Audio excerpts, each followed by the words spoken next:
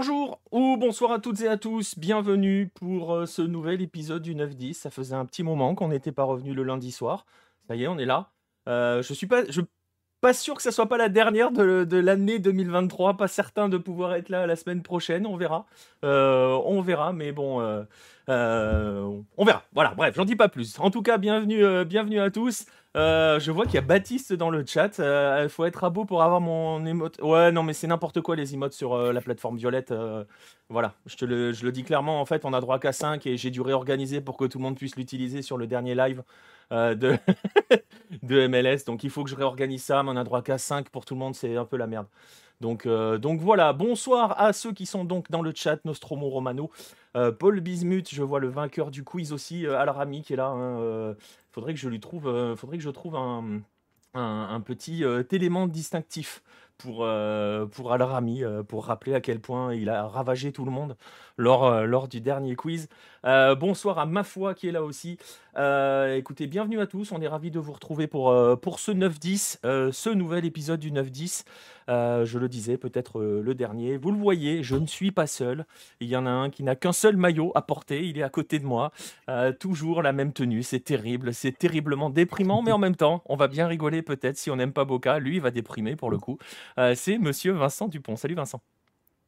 Salut Nico, salut le chat. Ouais, on va essayer de pas pleurer parce que c'est quand même au demeurant assez drôle d'une vue externe, mais c'est quand même assez triste au final ce qu'on va raconter aujourd'hui. Vincent va utiliser les effets spéciaux de Marvel. Je sais pas. J'avoue, je ne sais pas. Petit doute, hein. Peut-être. Je pense qu'il en a en réserve. Vincent va insulter des mamans. Je ne sais pas. Il a de quoi en tout cas C'est possible. insulter quelques mamans. On va en parler dans un instant. Bah justement, vous savez quoi, on va faire la transition toute trouvée. Voilà le sommaire de la soirée. On va forcément parler de Boca. On va commencer par parler de Boca parce que vous allez voir, on va y passer un peu de temps parce qu'il y a beaucoup de choses à dire sur ces fameuses élections qui arrivent dans la meilleure période pour le club, c'est-à-dire un mois après, à peu près moins d'un mois après avoir perdu la Libertadores, après avoir tout perdu en championnat. Enfin bon, bref, dans le meilleur des contextes. Et comme le contexte est parfait, il fallait aussi un duel magnifique. Et on va bien rigoler. On va bien rigoler parce que le duel Riquelme-Macri, vous allez voir, il y a plein de choses. Donc on va passer un bon moment dessus. Et puis ensuite, on ira parler un petit peu de cette Coupe du Monde des clubs qui débute ce mardi. Ça sera la dernière sous ce format. J'apprends le mode putaclic pour dire les choses. Voilà. Bref, voilà le programme. Il y aura ensuite les Golasso Hello, comme d'habitude. On en profitera pour découvrir celui qui a gagné il y a presque un mois. Pitoyable information foot qu'il y a quand même. Le président du club d'Ankara-Gucci a mis un coup de poing à l'arbitre après le match contre Rizespor, roué de coups par les joueurs alors qu'il était à terre. Wow. Sympa. Les news venues d'Europe, sympa. Bon, bah écoute, je sais pas si on va mettre beaucoup de... Ça joue, dit Baptiste. Ouais, bah écoute, j'espère en tout cas que l'arbitre va bien. Mais bon, voilà, ouais, bah écoute, tout va bien. Tout va bien. On va se remonter le moral. On va se remonter le moral. On va parler. Je suis en train de me rendre compte que j'ai oublié deux petites choses. Donc il va falloir que je les rajoute. On va essayer de se remonter un petit peu le moral. Je ne sais pas si on va se remonter le moral avec Vince et avec Boca. On va en parler dans un instant. J'ai juste un petit truc à faire. Je ne sais pas si ça va fonctionner. Je crois que j'ai oublié de mettre les jingles pour ne rien vous cacher. C'est terrible, je sais que t'es triste. Bon, bah écoute, Il n'y a pas le Gold River, tu vois, c'est bizarre. non, il n'y a pas le Gold River, je l'ai pas dans le truc de l'émission. Ah, J'ai oublié de mettre les ça va jingles, alors. donc il n'y aura pas de jingle. Je suis désolé, il n'y aura pas de jingle pour lancer les deux dossiers. Bref, eh ben, on va commencer. On va envoyer avec le fameux dossier sur les élections à Boca. Alors, on va voir avec ça, avec toi, Vince. Alors, on va prendre le temps parce que vous allez voir, je ne sais pas si on peut dire c'est compliqué, enfin, ça peut être vite compliqué parce que vous allez voir, comme je le disais, que c'est un sacré bordel. On va ouvrir avec ces élections. On va parler de ton club qui nous offre donc, je le disais, une bien belle fin de saison qui est peut-être plus animée que le contenu de ces matchs, on va dire. Clairement. Voilà. Et on va donc parler de ces élections. Alors, ces élections, il y a, je le disais tout à l'heure, un vrai duel qui est lancé entre l'ancien président du club et accessoirement de la République, Mauricio Macri, et la légende, Juan Roman Riquelme. Ce sont les deux candidats à la présidence. On va poser d'abord, Vince, si tu le veux bien, le contexte, justement, le contexte électoral du côté de Boca de cette fin d'année. D'accord, ouais, très bien. Donc, les élections à Boca ont lieu tous les 4 ans. Lors de ces élections, votent, une certaine partie de sociaux, donc à savoir les socio-activos. J'expliquerai un petit peu plus tard, les différents stades de sociaux à Boca. Mais grosso modo, tous les 4 ans, on a une élection et cette année 2023, Riquelme et donc, qui est vice-président actuellement, remet, son titre en jeu. C'est-à-dire qu'il se présente cette fois-ci comme président avec comme vice Améal, qui actuellement c'est l'inverse, en fait c'est Améal qui est président et comme vice-président c'est Eric Helmet, sauf qu'en réalité sur le papier c'est ça, en réalité le président du club depuis 2019 c'est Roman qui Si gère j'osais, à je peu près dirais que tout. c'est du Poutine. C'est plus ou moins la même chose. Mais en face, on a en fait exactement la même chose, c'est-à-dire que Mauricio Macri, donc tu l'as dit, ex-président de Boca, pour moi, c'est très important de rappeler parce que Riquelme, ça doit parler à peu près à tout le monde. Donc, légende de Boca, le plus grand joueur de l'histoire de Boca. Mais Mauricio Macri en face, on a beau en penser ce qu'on veut, c'est le meilleur président de l'histoire de Boca puisque il a été en poste entre 1995 et 2008 et attention le palmarès, Macri a gagné 4 Libertadores, 6 tournois courts et 2 Sudamericana. Pour vous donner une idée, Boca, on a 6 Libertadores au total et 2 Sudamericana, c'est-à-dire que les trophées les plus importants.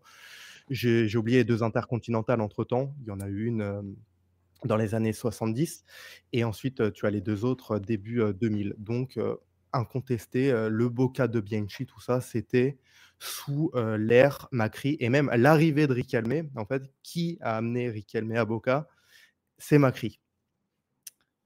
C'est vrai, Donc c'est vrai. C'est le grand président. Bon, on va pas tout commencer à regarder, à tout déterrer sur Macri.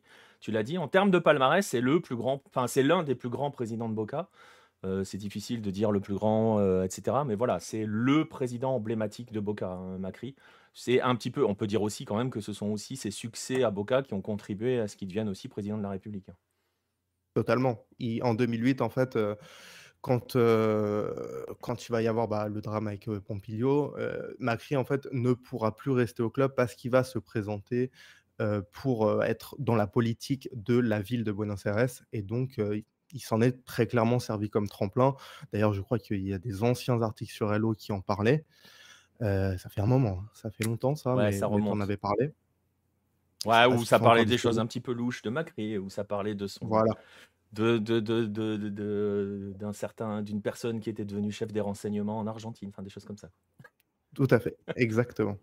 Des C'est gens tout des à fait gens des ça. gens qui ont l'air, voilà, qui Des gens bien, anticorruption, on va dire. des gens oui, tout à fait, totalement et donc du coup, après ça, Macri s'est dédié à la politique, mais il a quand même un petit parrain, enfin, il a été le parrain de quelqu'un qui s'appelle Daniel Angelici, qui a été président du club, du coup, juste après, entre, en 8 ans, entre 2012 et 2019. Donc, à ce moment-là, il y a eu pas mal de revers à Boca, surtout sur les 4 dernières années, parce qu'il a été réélu. On rappelle que c'est tous les 4 ans, donc il a bien été réélu en 2015, il y a pas de souci à ce niveau-là. Heu, Très bien réélu même, il y avait pas eu spécialement de suspense lors des élections. Mais qu'est-ce qui s'est passé en 2018? Quelque chose à Madrid, moi je on m'a dit, ça me dit rien Tu as personnellement, pas célébré mais l'anniversaire? C'était il y a 2 jours, hein.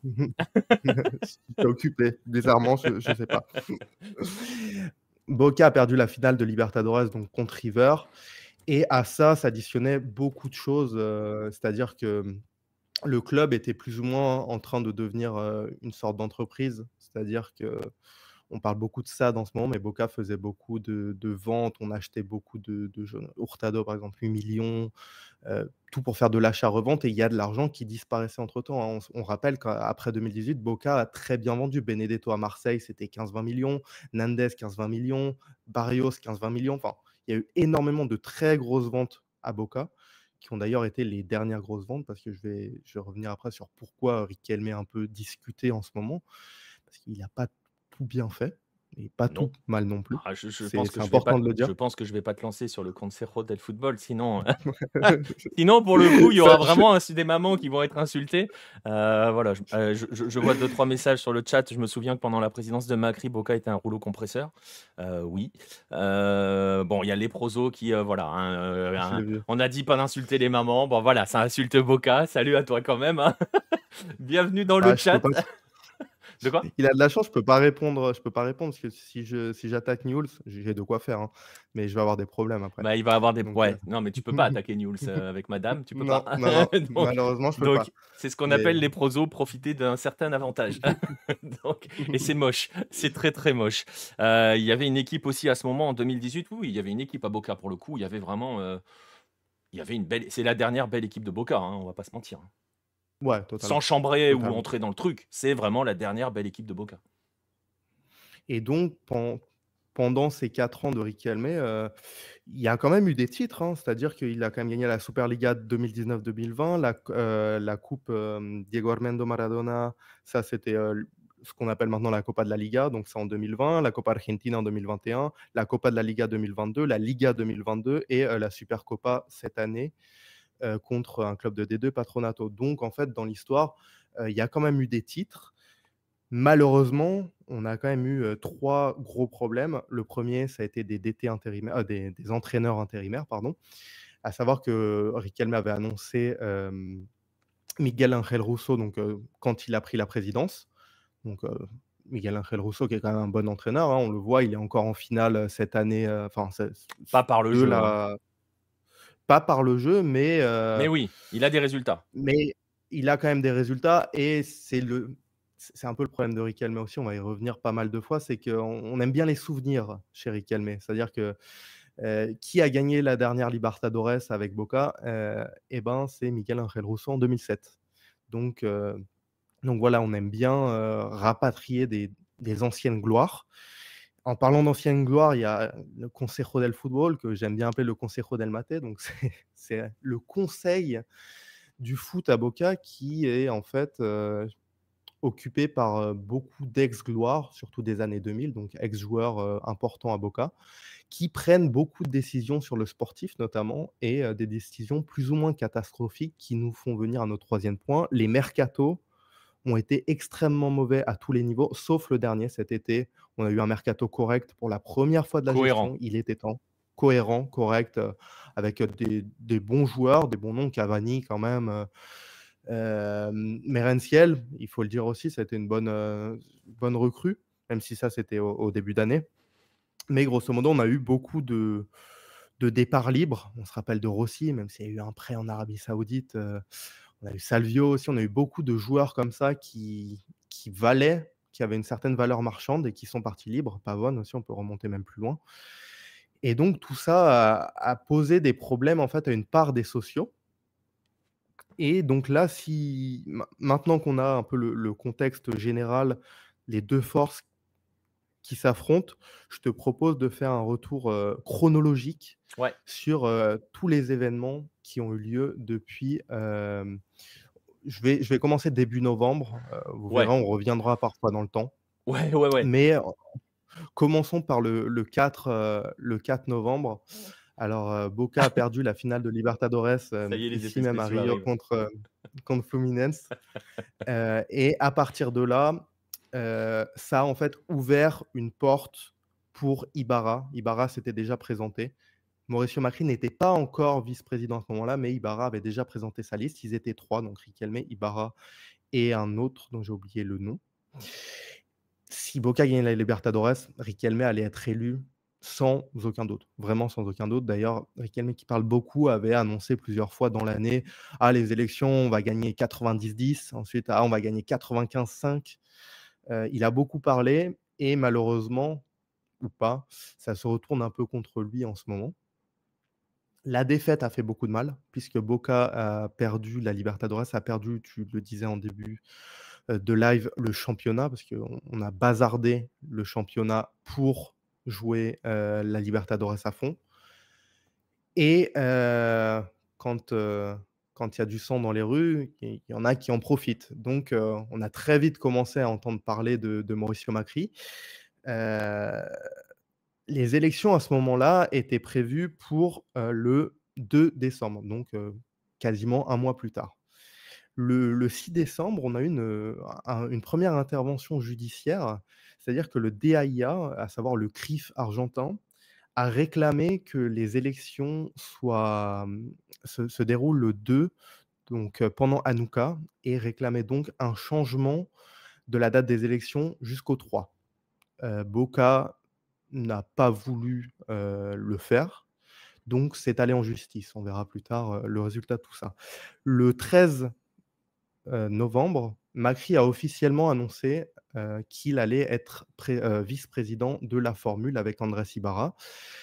La formule avec Andrés Ibarra, il y a un point principal qu'il va falloir, éclaircir, c'est que Macri et Ibarra, en fait, non seulement veulent construire une bombonera à plus de 100 000 places, donc On pourquoi l'aperçoit pas? un peu hein, sur l'image, leur fameux projet, Voilà, parce que après c'est aussi c'est un peu le principe des élections, c'est qu'à chaque fois que des périodes électorales approchent, il y a toujours l'idée de la nouvelle Bombonera, du nouveau stade, parce que parfois c'est des projets qui sont pas sur la Bombonera elle-même, mais c'est aller même jusqu'à la délocaliser.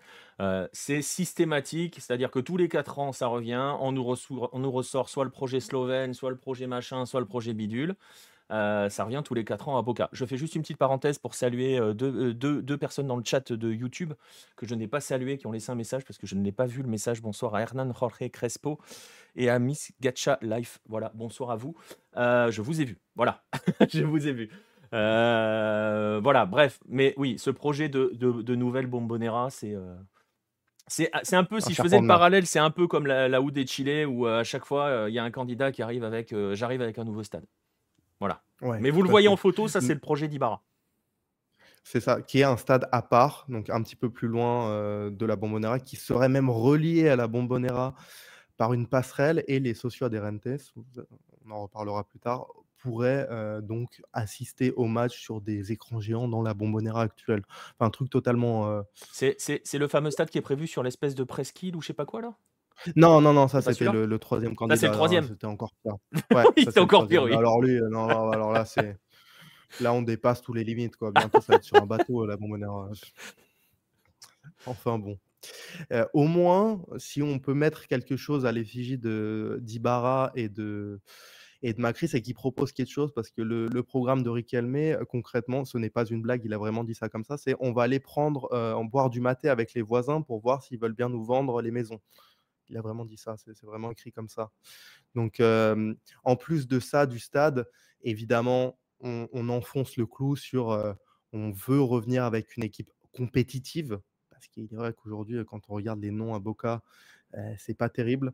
Il y a aussi apparemment, selon eux, des problèmes chez les jeunes à Boca. Alors là, j'ai objectivement beaucoup plus de mal à les croire, puisque Boca est champion de la Libertadores U20 et champion de C'est ce que l'Intercontinental j'allais U20 dire. aussi.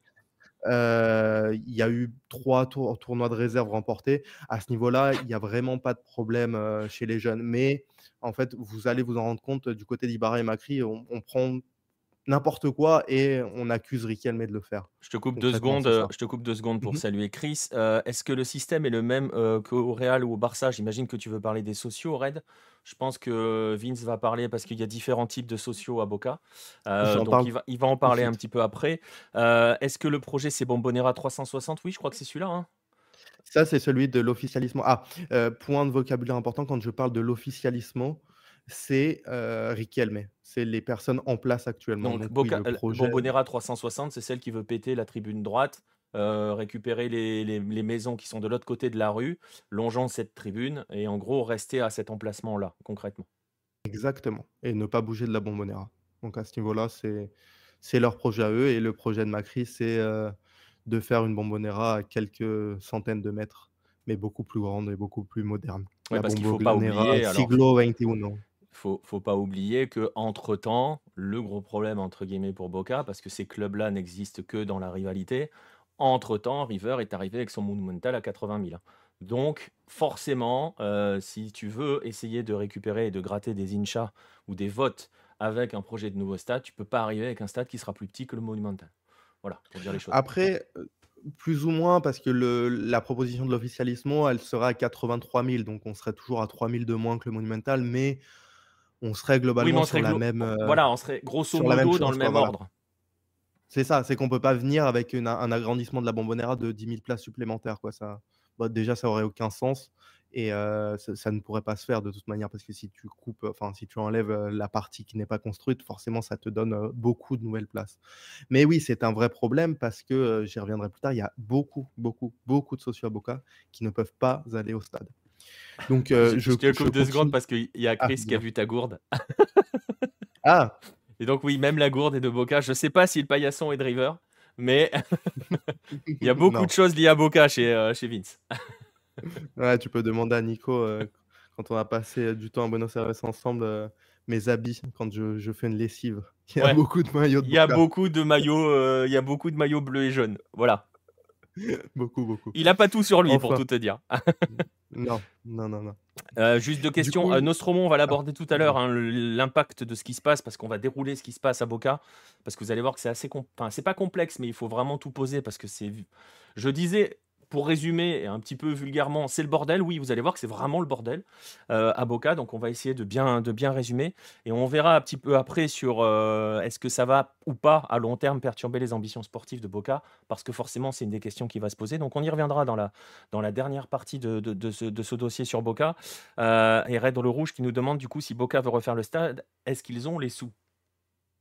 Pour l'instant, non, Voilà. mais C'est ça pour va ça que je faisais dépendre. le parallèle avec la U de Chili, où chaque candidat à une présidentielle, enfin à une élection, pas une présidentielle, enfin si c'est une présidentielle en même temps, mais chaque candidat régulièrement arrive avec ce spectre du nouveau stade. Ils ont soit ni les sous, soit ils ont soit pas les sous, soit pas l'emplacement, soit pas les deux. Donc Oui, voilà, et on est dans la même situation. Bon, sauf que Boca a déjà son stade à lui quand même, ce qui est quand même très différent avec la U, mais le parallèle est intéressant à faire. oui, totalement. Puis après l'argent, ça se débloque, sur des prêts parce que tu forcément c'est comme un peu le Bernabéu, tu vois?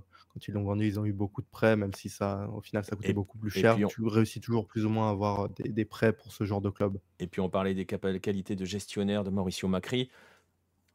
Vous avez vu le blanc que je laisse, mais qui permet de poser des guillemets ou le mot que vous voulez à la place. On imagine très bien que si Macri arrive au board, ils auront des capacités financières différentes. Voilà, Oui, tout à fait. On en reparlera on en même, reparlera. un petit peu plus tard. Allez, Voilà. vas-y, je te laisse continuer Donc sur je le déroulé continue. des événements. Voilà, donc maintenant on passe au 23 novembre. Donc, vous vous rappelez la fameuse demande du CRIF argentin. La justice ordonne finalement à Boca de passer les élections au 3, donc, du samedi au dimanche.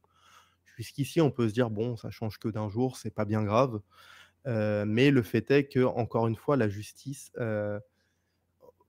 on va rappeler quelque chose d'important, je parle au conditionnel parce que je n'ai pas les preuves pour affirmer ça, mais il se trouve que Mauricio Macri, en tant qu'ancien président de l'Argentine, son parti, le PRO, gouverne, CABA, à savoir, Ciudad Autónoma de Buenos Aires, donc à la gouvernance de la ville de Buenos Aires, et donc il est possible qu'il ait quelques facilités juridiques. Il est possible. Donc On la laisse un justice blanc, ordonne à Boca. pareil. Voilà, je veux pas avoir de problème. Je compte revenir en Argentine, tout ça, donc c'est possible. Hem, le lendemain, on a 3 des 5 signataires de la fameuse lettre du CRIF qui annoncent une usurpation d'identité. C'est-à-dire qu'ils vont voir au lait, ils leur disent en gros: «Bah, là, cette demande, en fait, moi je suis monsieur untel et je n'ai jamais signé ça». Donc encore une fois, bizarre. 2 jours plus tard, le 28, on a une décision juridique qui, qui annonce la suspension définitive des élections. C'est-à-dire que, la juge a observé des irrégularités dans la liste des sociaux qui peuvent voter et donc ordonne la suspension des élections. Donc à partir de là, on passe à un autre niveau. Pour l'instant, c'était une guerre un peu plus de déclarations, d'un côté Riquelme, de l'autre côté Macri. Là, l'affaire est devenue juridique. On peut le lire là sur l'image que tu viens de mettre. Il se trouve que lors des mois d'août, septembre, octobre, novembre 2021, des socios sont passés Activo ou Activa avec un total de 10 500. Pendant ce temps, les socios adherentes n'ont pas beaucoup réduit. Donc, c'est le moment de vous Ouais. expliquer les différents types de socios à Boca. À Boca, il y a 3 grands types de socios. Premièrement, les socios adherentes. Socios adherentes, il y en a vraiment beaucoup. C'est en fait, en gros, quand tu es socio adherentes, tu payes tous les mois une petite somme qui est pas si petite, en dollars, je pense, bah, il y a l'inflation quand même, hein, mais c'est autour de 5 $ quoi. Entre 3 et 5 $ avec l'inflation, je dirais. Ça va, Et c'est en pas trop fait, cher quand même, hein. non, mais pour un argentin, en Oui, pour un fait, quand je argentin, vais oui. t'expliquer à quoi ça sert, parce que concrètement, quand tu es socio adhérente, tu ne fais rien en fait. Tu es socio adhérente, c'est bien. Bravo. J'exagère un petit peu. À chaque match, il y a entre 100 et 300 places à peu près qui sont libérées pour les socio adherentes. À savoir que le site, Soy Socio pour y aller, c'est plus compliqué que gagner la Libertadores. Il y a toujours des crashs, ça marche jamais. Donc non, non, c'est vraiment, hein, moi, je suis socio, et pour le coup, j'ai jamais réussi à sortir, à avoir des places adherentes parce qu'on est vraiment sur un nombre de socios, on doit être vers, aux alentours de 200 000 socios adherentes à peu près. Entre Bon, qui 150 se et 200 battent 000, pour je dirais. 100, enfin bon, ils sont pas 200 000 à se battre pour les 100 à 300 places parce que vous avez compris, tous ne sont pas en Argentine. Mais bon, il y a quand même une bonne partie qui est en Argentine et qui se bat. En fait, concrètement, le socio adherente, c'est comme quand tu étais quand tu avais ta carte du club des maîtres de l'univers dans les années 80, quoi. Tu as une belle carte aux couleurs de Boca, mais ça sert pas à grand chose, quoi. Voilà, c'est ça. Ça sert à quelque chose sur le long terme puisque il se trouve que, l'article 9 du club dit que, la catégorie des socios activos comprend les socios qui ont plus de 18 ans et la commission directive, décidera périodiquement, combien de personnes peuvent passer à cette catégorie en fonction de la politique du club, la capacité du stade et les le nombre de nouveaux socios adherentes. C'est-à-dire que, en gros, tous les X temps, c'est pas figé comme, je viens de vous le lire, c'est vraiment, périodiquement, c'est comme ça que le dit l'article 9, la direction peut décider: «Ah ben là, on va passer, 4 000 socios adherentes à socio activo». Socio activo, qu'est-ce que c'est? C'est donc un socio qui a plus de 18 ans qui idéalement était socio activ adherentes avant, mais pas forcément. C'est pas indiqué qu'il doit forcément passer par la case adherentes. D'ailleurs, il y a énormément de cas de sociaux, c'est un vrai problème qui, par amitié, peut-être qu'ils connaissent du monde, je ne sais pas, arrivent à passer sociaux, en donnant un petit billet, par exemple. On l'a pas Et dit. donc grosso modo, je ne On n'a c'est rien dit. possible.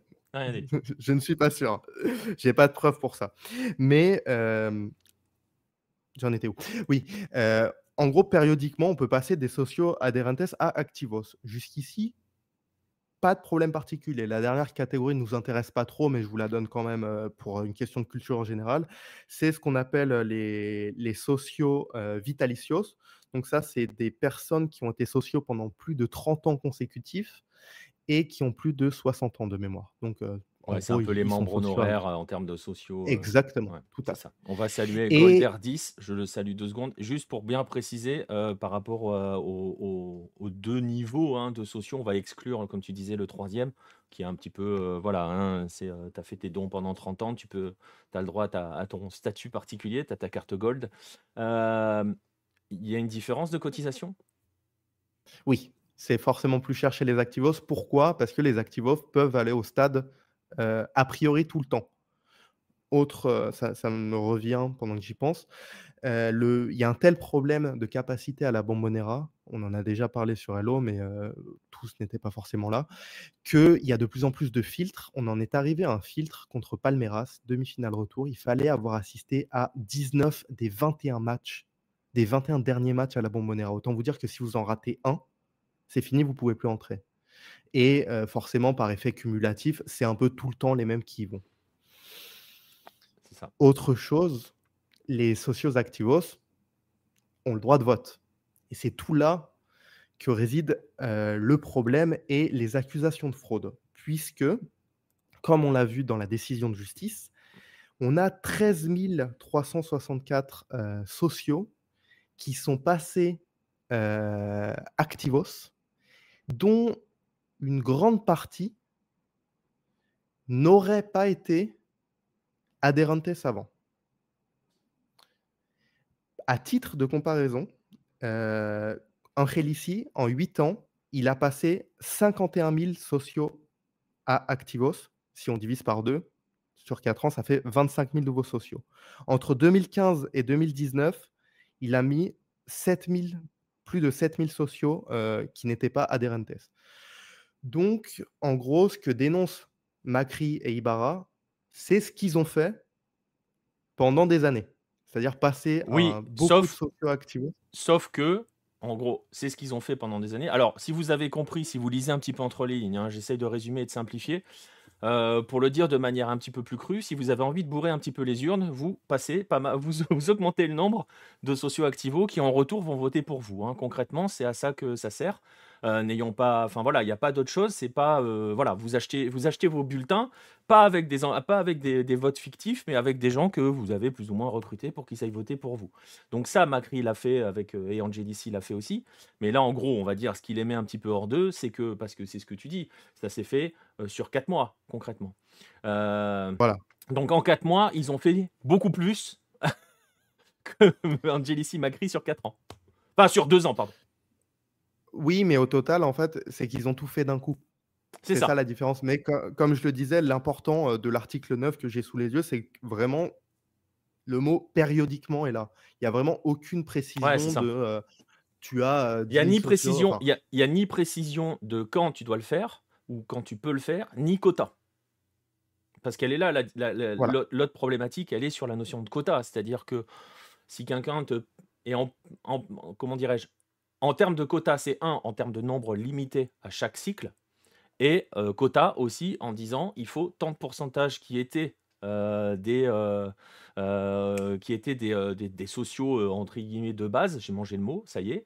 Pas activo les autres. J'ai mangé le mot. Voilà, combien parmi Oui. ces pourcentages-là on peut en prendre pour les faire passer, pour les faire devenir activo. Et Nostromo, pour bien simplifier, parce que je sens c'est possible qu'on soit perdu dans cette histoire-là, pour répondre à ta question, la catégorie de sociaux qui a le plus de poids, c'est les sociaux activos puisqu'ils votent. Tout à fait. Donc eux ont Les ont adhérentes du n'ont poids. aucun poids. Les autres ne servent, c'est ce que je disais tout à l'heure, hein, les autres ils ont juste une carte aux couleurs de Boca, concrètement. Ouais, tout à fait. Voilà, ça leur coûte moins cher, mais en gros ils ont payé la carte, quoi. Ils ont une jolie petite carte. Ça Ils auraient pu faire ça ça ressemble à discrètement. ça. Ouais, voilà. Ils auraient pu faire ça discrètement. Oui, ils auraient pu faire ça discrètement. Après, peut-être qu'ils se sont dit que personne ne le verrait, hein. Parce qu'en fait, après, c'est lié un petit peu à la question de Red le Rouge. J'aime bien Alex Minot qui nous dit regardez, monsieur le juge, il triche comme moi. Ouais, ou il triche plus fort que moi, en fait. Il n'a pas le droit, il fait pire que moi. Et C'est ça plus ou rejoint moins un petit ça. peu la question de Red le Rouge. Il y a combien de socio-activos? Est-ce qu'on a une idée? Alors je veux pas te dire de bêtises, je crois qu'on est à un peu plus de 100 000 Parce que et justement, si tu en as un par peu plus de 100 000 et que tu en ajoutes 14 000, tu rajoutes quoi? 15%. Enfin, 10-15%. 14%. ouais. Après à savoir que comme je te disais entre 2015 et 2017, il y en a eu 7 000 de plus et entre, la période de 4 ans avant, du coup on était à plus de 18 000 si on fait un total, donc c'est énorme. C'est énorme aussi et pour donner un petit chiffre, qui est intéressant que j'ai noté, c'est que lors des dernières élections que Roman a gagnées, haut la main en 2019, on a eu 37 877 votants. Ça permet de remettre en contexte. Il y a beaucoup de sociaux, mais pas tous ne vont voter parce que tu as beaucoup de sociaux. Dans la catégorie sociaux, tu as les sociaux de l'intérieur, de l'extérieur aussi, Ouais, en parce dehors qu'en du fait, pays. ce qu'il faut préciser concrètement, c'est qu'on vote pas en ligne. Euh, Non, non, non, c'est Il faut se présentiel. rendre à D'ailleurs, la Bombonera, là, actuellement, hein, il y a les tentes qui sont toujours en place. J'ai vu passer un article de Olé qui date d'aujourd'hui même en se disant dans quel état est la pelouse, puisque les tu tentes sont m'étonnes. toujours là. Donc, les seuls sociaux qui vont voter sont ceux qui peuvent se déplacer à la Bombonera, concrètement. Tout à fait. Surtout qu'il y a un vrai problème, c'est que, par exemple, les élections qui devaient avoir lieu le 2, pourquoi Boca avait refusé? C'est pas parce qu'ils sont antisémites, c'est parce qu'il y a la plupart des gens justement pourquoi on a choisi un samedi? Pour que les gens de l'intérieur puissent venir et repartir, en fait, le dimanche. Parce que, les gens ont un travail. Et Buenos Aires, c'est pas forcément très proche de toutes les provinces. L'Argentine est un pays très grand, ça coûte cher de se déplacer, c'est des élections qui sont prévues depuis très longtemps. C'est pour ça que, Non, mais du côté de Riquelme, c'est pour on ça a c'est eu, c'est c'est pour ça que cette décision, elle est un peu voilà, on vous dit, hein, il y a des éléments qui sont toujours un petit peu chelous. Alors il y a des co en fait, il va y avoir des trucs chelous des 2 côtés, hein, concrètement. Vous voyez que d'un côté, ça tente de bourrer un petit peu les urnes. De l'autre, ça utilise un petit peu toutes les procédures que ça peut pour mettre le bazar, hein, concrètement, pour ne pas laisser Riquelme faire. Voilà quoi. Voilà. La suite donc, donc qu'est-ce qu'on la a eu après? suite, on était le 28, donc le soir, Riquelme a fait une conférence qui dénonçait une persécution. Le 30, on a eu une réunion de conciliation entre les 2 camps, donc en gros, l'officialismo avait dit: «Eh bah, écoutez, ce qu'on peut faire, c'est que les nouveaux sociaux là, ceux qui vous posent problème, on les fait voter à part et s'il y a un gagnant, enfin, en gros, si c'est nous qui gagnons avec, les autres, ben, c'est bon. Par contre, sinon, là, on fera des analyses». Évidemment, Macri a pas accepté. On va les faire voter de notre côté et puis bon, si c'est trop différent, on verra ce qu'on fait, quoi. Voilà, ouais, c'est ça, impossible, quoi. C'est magique, hein, sans déconner, enfin voilà, on en rigole, mais c'est terrible, mais on est obligé d'en rigoler, hein. Ouais, et en parallèle, il y a quelques liens, en fait, entre la juge et qui est madame, Abrevachá et le camp, Macri-Angelici. Donc du coup, Boca a fait appel le 1er décembre en demandant, bah, la suspension de la décision de suspension et le changement de juge. Le 3, dimanche 3, qu'est-ce qui s'est passé? Le jour supposé des élections, on a eu, un énorme rassemblement de supporters, de Boca à la Bombonera pour Ah bon, soutenir Riquelme et surtout, insulter Macri. Donc, on est 35 000 selon, le camp de Riquelme, 3 ouais, 500 selon la police, c'est ça. à peu près. Une vraie grosse opération. Alors là, pour le coup, on parlait tout à l'heure du côté, je sais plus qui disait dans le chat, c'est Paul Bismuth qui disait qu'ils auraient pu faire ça discrètement. Là, pour le coup, Riquelme, pour, organiser sa manif à côté de la Bombonera, il a quand même pas été ultra discret le mec, hein. Ouais, après il y a eu quand même pas mal d'autoconvocations. Lui, forcément, s'est joint après, mais tu vois, on avait quand Tu même, arrives à croire que c'est pas un truc organisé? pour moi, c'est organisé, mais les gens ont pas été payés pour y aller, quoi, Ah non, donc non, c'est pas ce que je dis. C'est non, non, ah non, bah non, ouh là, attention. Non, non, non, mais je veux dire, ah, c'est Macri le dit, Macri le dit. ouais, bon, On va y venir après, mais parce qu'il l'aurait Macri, fait. Mais, mais non, non, dans le sens, ça a été organisé, dans le sens, voilà, c'est un peu, voilà, on organise son grand rassemblement, de jour d'élection, quoi, pour marquer son territoire. Voilà, ouais, tout à fait, et puis montrer, mettre un coup de pression parce que concrètement, là, avec Nico, on n'est pas tout à fait d'accord là-dessus, mais la plupart, j'ai pas envie de dire des spécialistes, mais des personnes qui analysent un peu sont à peu près d'accord que s'il devait y avoir élection, on pense à peu près tous que Riquelme serait élu. Après, il y a aucun moyen de le savoir, les sondages et tout, c'est Ouais. toujours assez compliqué. Mais le fait est que, cette conciliation était, négative. On a eu cette mobilisation. Le 4, le lendemain, la juge Abrevachá, accepte de se retirer, arguant qu'elle a reçu des menaces de mort. Donc, le 4, toujours, on a un nouveau tirage au sort pour un nouveau juge et on tombe sur madame Analia Victoria Romero, qui est la nouvelle juge tirée au sort en charge de l'affaire. Sauf qu'il y a un petit problème avec cette madame, c'est qu'elle a été promue par décret, lorsque Macri était président et en plus de ça, elle est passée socia activa en 2013 sans passer par la Casa Aderrantes. Du Qui coup, parlait Riquelme, de qu'est-ce «Il qu'il triche fait? comme moi»? Que fait C'est Riquelme le incroyable. soir? Il nous annonce: «C'est une excellente nouvelle, heu, madame, Analia Victoria Romero est passée, socia comme ça, du coup, ça veut dire qu'on aura des élections et qu'on va pouvoir voter. C'est génial, on s'en félicite». La joie aura été de courte durée puisque le lendemain, madame Romero refuse le poste. Comme elle est socia, elle juge qu'en fait, elle pourrait pas être impartiale. Qu'est-ce qui se passe?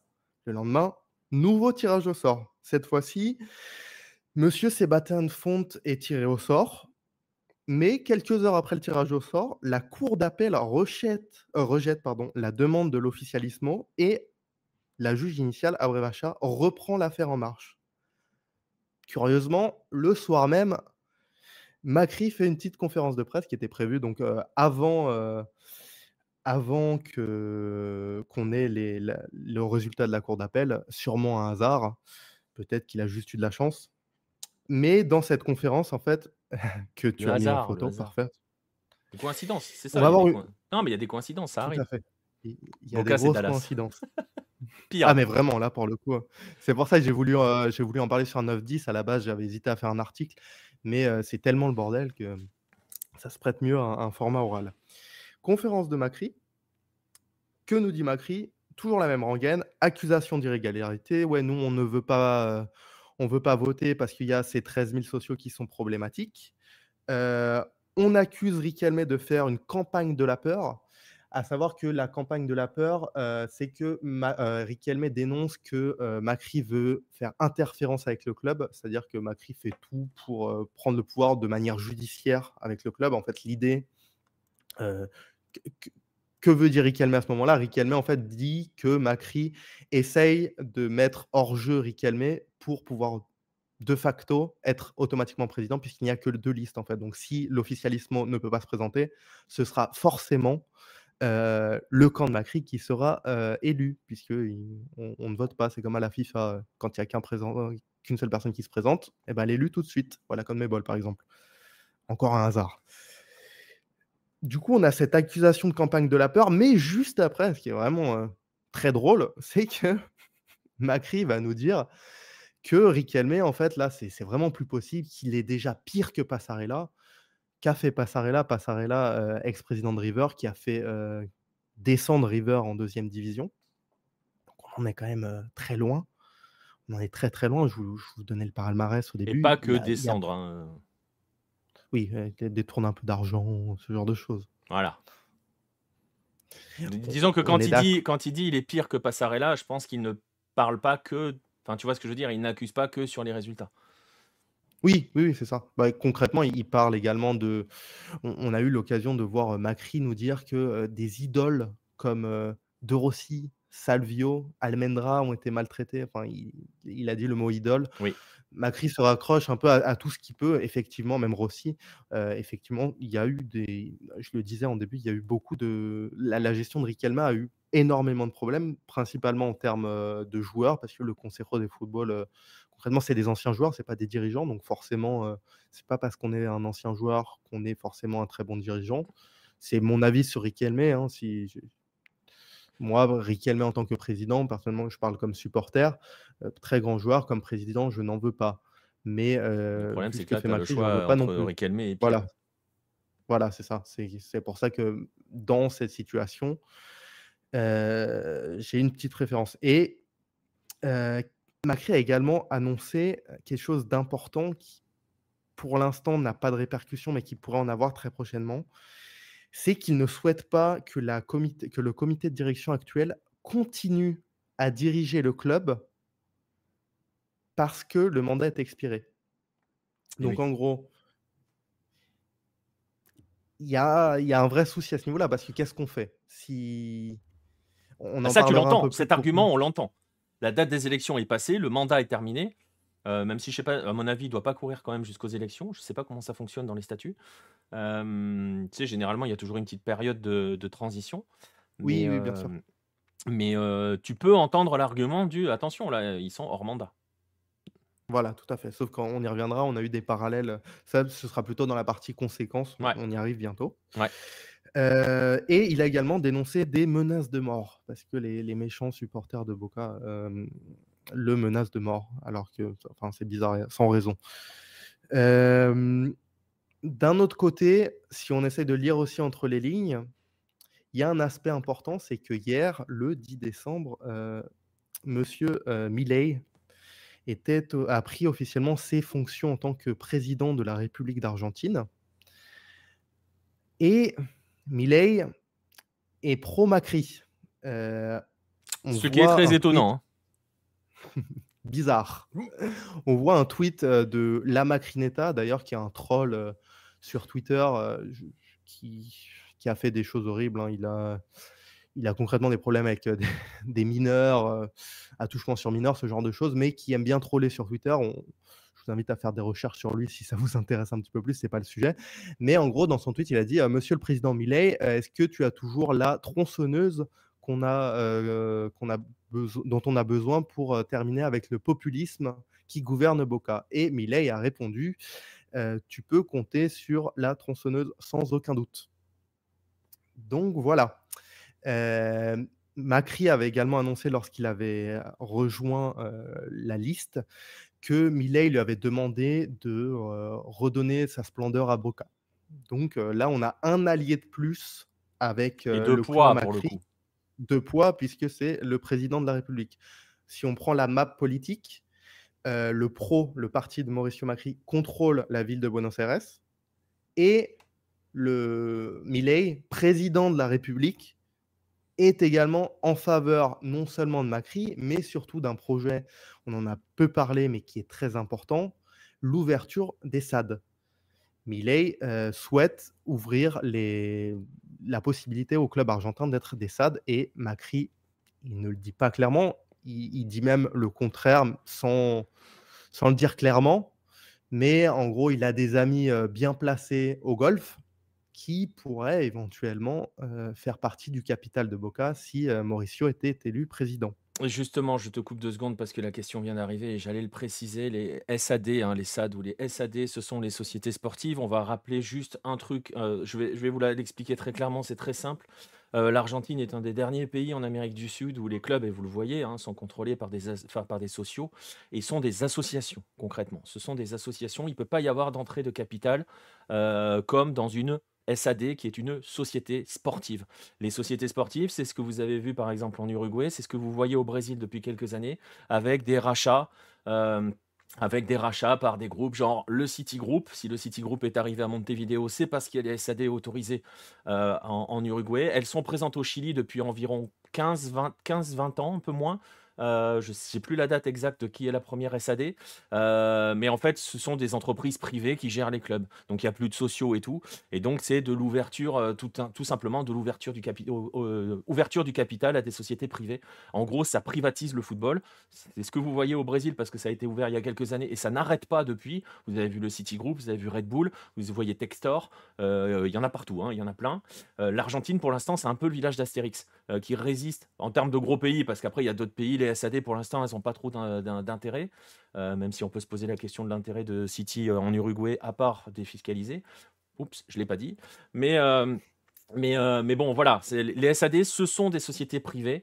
Et donc forcément, en gros, c'est ce que je disais à Vince en off, ça serait quand même très très drôle que Macri gagne, qui transforme Boca en SAD et que Boca devienne un truc géré par un groupe du Golfe ou d'Arabie Saoudite. Quand tu cultives et quand tu essayes de cultiver l'image du club du peuple et que tu deviens une SAD contrôlée par un État, ça pourrait quand même être assez drôle pour la personne qui n'est pas supporter de Boca. Moins pour ceux qui sont de Boca. Voilà, les SAD, sociétés sportives, capitaux étrangers autorisés, enfin voilà, sociétés privées. Pour l'instant, on y échappe en Argentine. Avec Milei, pas sûr qu'on y échappe bien longtemps, même si on en avait parlé, hein. Il y a eu un vote, Tapia a refait voter les clubs en conseil au niveau de la fédération il y a une dizaine de jours, parce que la menace se mettait à planer de nouveau. Pour l'instant, les clubs ont refusé. On va pas se mentir, il y a des clubs qui sont déjà des SAD déguisés. La bise à Talleres, la bise à Defensa y Justicia, on l'a pas dit. Ce sont déjà des SAD, hein, n'ayons pas peur des mots. Elles appartiennent déjà à des gens qui gèrent ça comme des groupes privés, mais ils n'en sont pas officiellement. Mais voilà, ça devrait arriver. Oui, tout à fait. Même le nouveau Riestra, il y a beaucoup de cas, principalement dans la l'ascenso argentin, où tu as beaucoup de groupes qui prennent des clubs pour, je ne dirais pas pour blanchir de l'argent parce que j'ai aucune preuve, mais Bah, pour après, faire circuler de l'argent. après, on voit très bien. Enfin, on a l'exemple. On en avait parlé. Je sais plus si c'est dans un 9-10 ou si on avait fait un podcast à l'époque au Chili. Les SAD sont responsables de la chute totale du football chilien depuis une quinzaine d'années, parce que l'argent disparaît, parce que, enfin voilà, il y a de l'argent qui entre, on ne sait pas d'où il vient, on ne sait pas comment il sort. Tu parles de blanchiment, je pense que dans certains cas, on n'en est vraiment pas loin. On y est en plein dedans même. Donc voilà, pour l'instant, en Amérique du Sud, les SAD, ceux qui arrivent à trouver un truc positif, voilà quoi. Tu vois? Tout à fait. Si je faisais un parallèle, Ouais, ouais. voilà, le côté positif de la SAD, il est dur à voir, hein, quand même pour l'instant. Mais bon, Et c'est clair, bah, même, tu regardes chez les voisins, demande à Bahia qui viennent d'échapper, lors de la dernière journée à la relégation, alors que c'est censé être le deuxième club, tu le vas plus, juste important. tu traverses juste le Rio, hein. Montevideo City qui vient d'être relégué, Montevideo City ne sert à rien. En plus, ils font même pas trop de transferts ou de choses comme ça. Sportivement parlant, ils servent à rien. On le dit fréquemment sur les membres du City Group. Les membres du City Group, de manière générale, dans leur championnat, ne servent à rien. Il y a des exceptions parfois, ça fonctionne. New York City 2019 ou 2020, je sais plus, j'ai plus l'année. Je me suis trompé dans l'année, mais bon, quand New York City remporte la MLS, regardez ce que fait New York City aujourd'hui, ils servent à rien. Red Bull, New York Red Bull ne sert à rien. Red Bull Bragantino, on a cru qu'ils allaient jouer le titre, ils le jouent pas et puis ils servent à rien. Voilà, tous ces groupes-là ne servent à rien. Voilà, mais bon, on sait que voilà, c'est dans l'air du temps. Et puis voilà, hein, comme vous le dit Vince, Macri a quand même de très très gros soutiens politiques, que ce soit à Kaba ou que ce soit plus haut à l'échelle du pays. Macri a pris un rôle hyper important auprès de Milei au cours des présidentielles en plus. Ils sont plus que proches politiquement maintenant, nous dit Antoine Dupes. Oui, enfin c'est les mêmes, hein. Tout Enfin, à fait. ils sont ensemble, Ils quoi, sont alliés, concrètement. Ils sont alliés, oui, ils oui. sont alliés, ouais. Donc voilà, qu'est-ce qui se passe un peu maintenant dans l'actualité? Le 11, donc aujourd'hui ou demain, on devrait avoir la décision de l'appel, à savoir est-ce que, la suspension est toujours maintenue? Si elle est maintenue, on va avoir un comité de normalisation qui va se charger de mettre le nez dans tous ces histoires de sociaux. Donc là, on repousse les élections jusqu'à à peu près, mars 2024 minimum. Si, la juge, qui est du coup la même de base, ne maintient pas l'interdiction, ça pourrait se voter, le 17 et ensuite ça se complique vite puisque, le dimanche d'après, c'est Noël et le dimanche encore après, c'est le Nouvel An. Donc Donc voilà, concrètement, il ne reste qu'une seule fenêtre de tir pour voter avant la fin de l'année. Sinon, on c'est est dimanche. forcément l'année prochaine. Ouais, et c'est dimanche. Et bon, Compliqué. voilà. Là, je regardais pendant que tu nous expliquais les stades, si j'avais des nouvelles parce que la nouvelle pourrait tomber aujourd'hui ou demain, comme je vous le disais et toujours rien. Ouais. Et bien justement, toujours rien. Vous voyez où on en est arrivé? Vous voyez à quel point c'est compliqué? Alors, c'est une vraie guerre politique. Il y a d'autres enjeux, vous le voyez, forcément. Il y a beaucoup d'intérêts qui sont en jeu aussi. Vous avez compris ce que je cachais derrière le mot intérêt, hein. Ils sont, voilà. Et on l'a évoqué hein, tout à l'heure, Nostromo posait la question, ça arrive dans une période, alors sportivement compliquée. Vincent vous l'a dit, Boca a perdu la Libertadores, Boca a fait all-in sur la Libertadores, donc c'est complètement ramassé sur le dernier tournoi. Boca ne jouera pas la Libertadores l'année prochaine, mais la Sudamericana.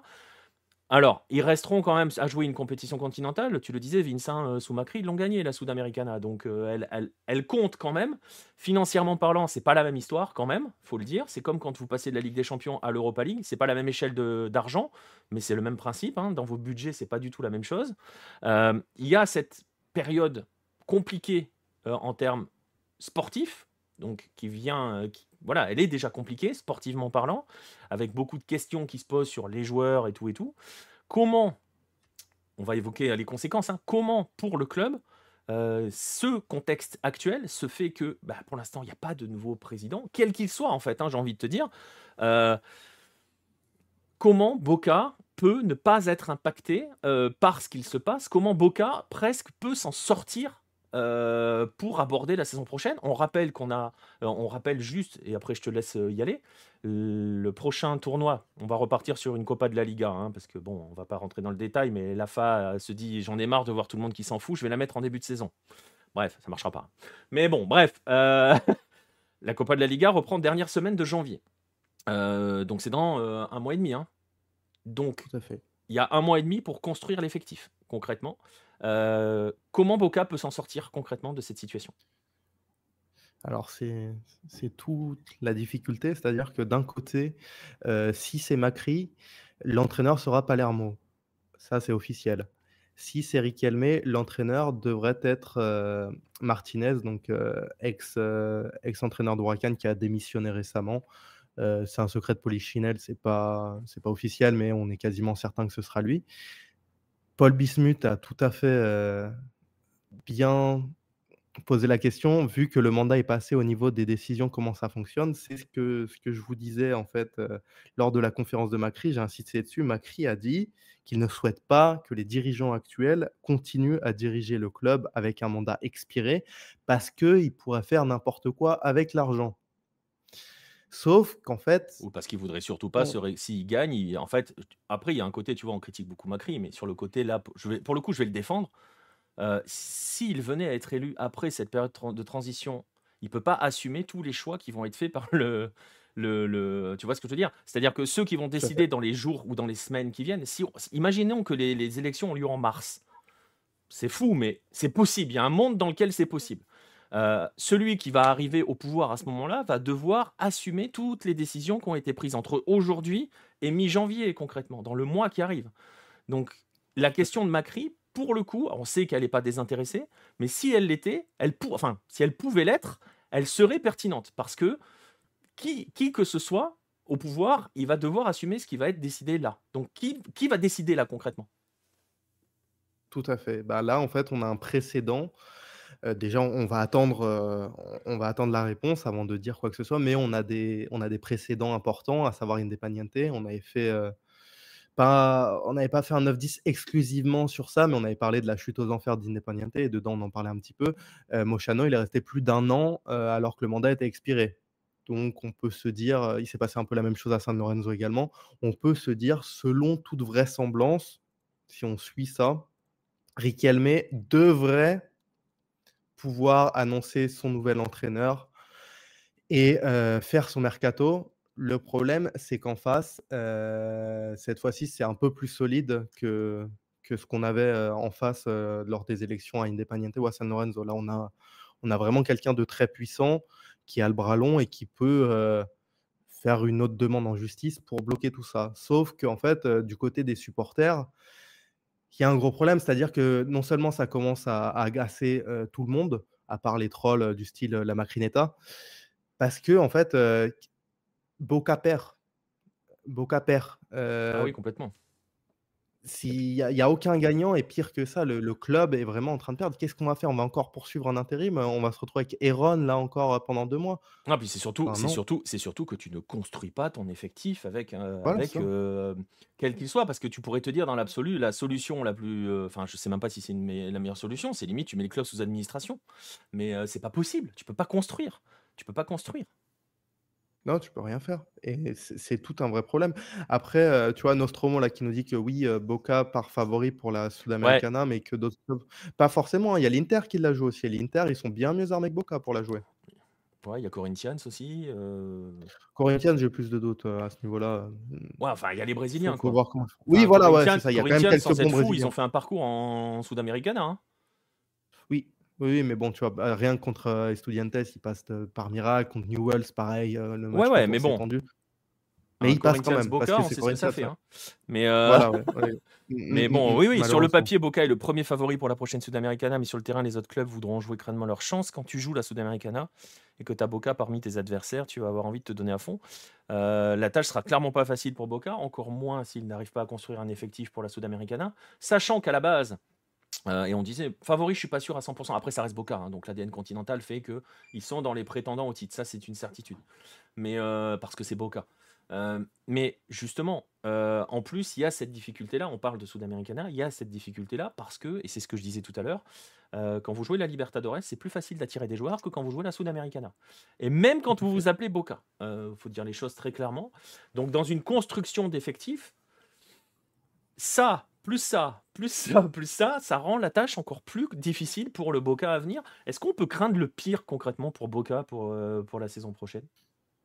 Alors le pire, je ne sais Enfin, le pas pire, parce on que va pas aller, on va pas jouer les Cassandres ou les apologues, on va pas faire l'apologie de la catastrophe en disant il risque de descendre, ça arrivera jamais ça. non, non, Mais non, non. ouais, est-ce qu'on peut retourner sur une saison, bah, j'ai presque envie de te dire anonyme? Ben, comme tu disais, il y a un monde, il y a un vrai gros monde où les élections seront en mars et le problème, c'est comme je le disais, même si on a des précédents de mandats expirés qui ont été un peu plus ou moins prolongés, Macri, en fait, ça ça va être un défi pour lui parce que même, au sein de l'opposition, Macri Ibarra, on a quand même, plusieurs, membres qui commencent à s'interroger, notamment après le soutien reçu par Riquelme, le soutien populaire, donc le regroupement, tout ça. L'opinion publique est, globalement favorable à Riquelme, alors que Macri concrètement a fatigué tout le monde avec ses procédures judiciaires, alors qu'il avait vraiment, factuellement de quoi appuyer sur la mauvaise année de Boca. Tu l'as dit, on joue la Sudamericana. Je rappellerai juste que sous Angelici, qui est du macrismo, parce que, à ce moment-là, Macri était président, donc forcément, président de la nation, donc forcément, il ne pouvait pas être président de Boca en même temps. En 2017, Boca n'a joué aucune compétition internationale, donc ce qui était une catastrophe aussi. C'est pas la première fois que ça arrive, c'est déjà arrivé.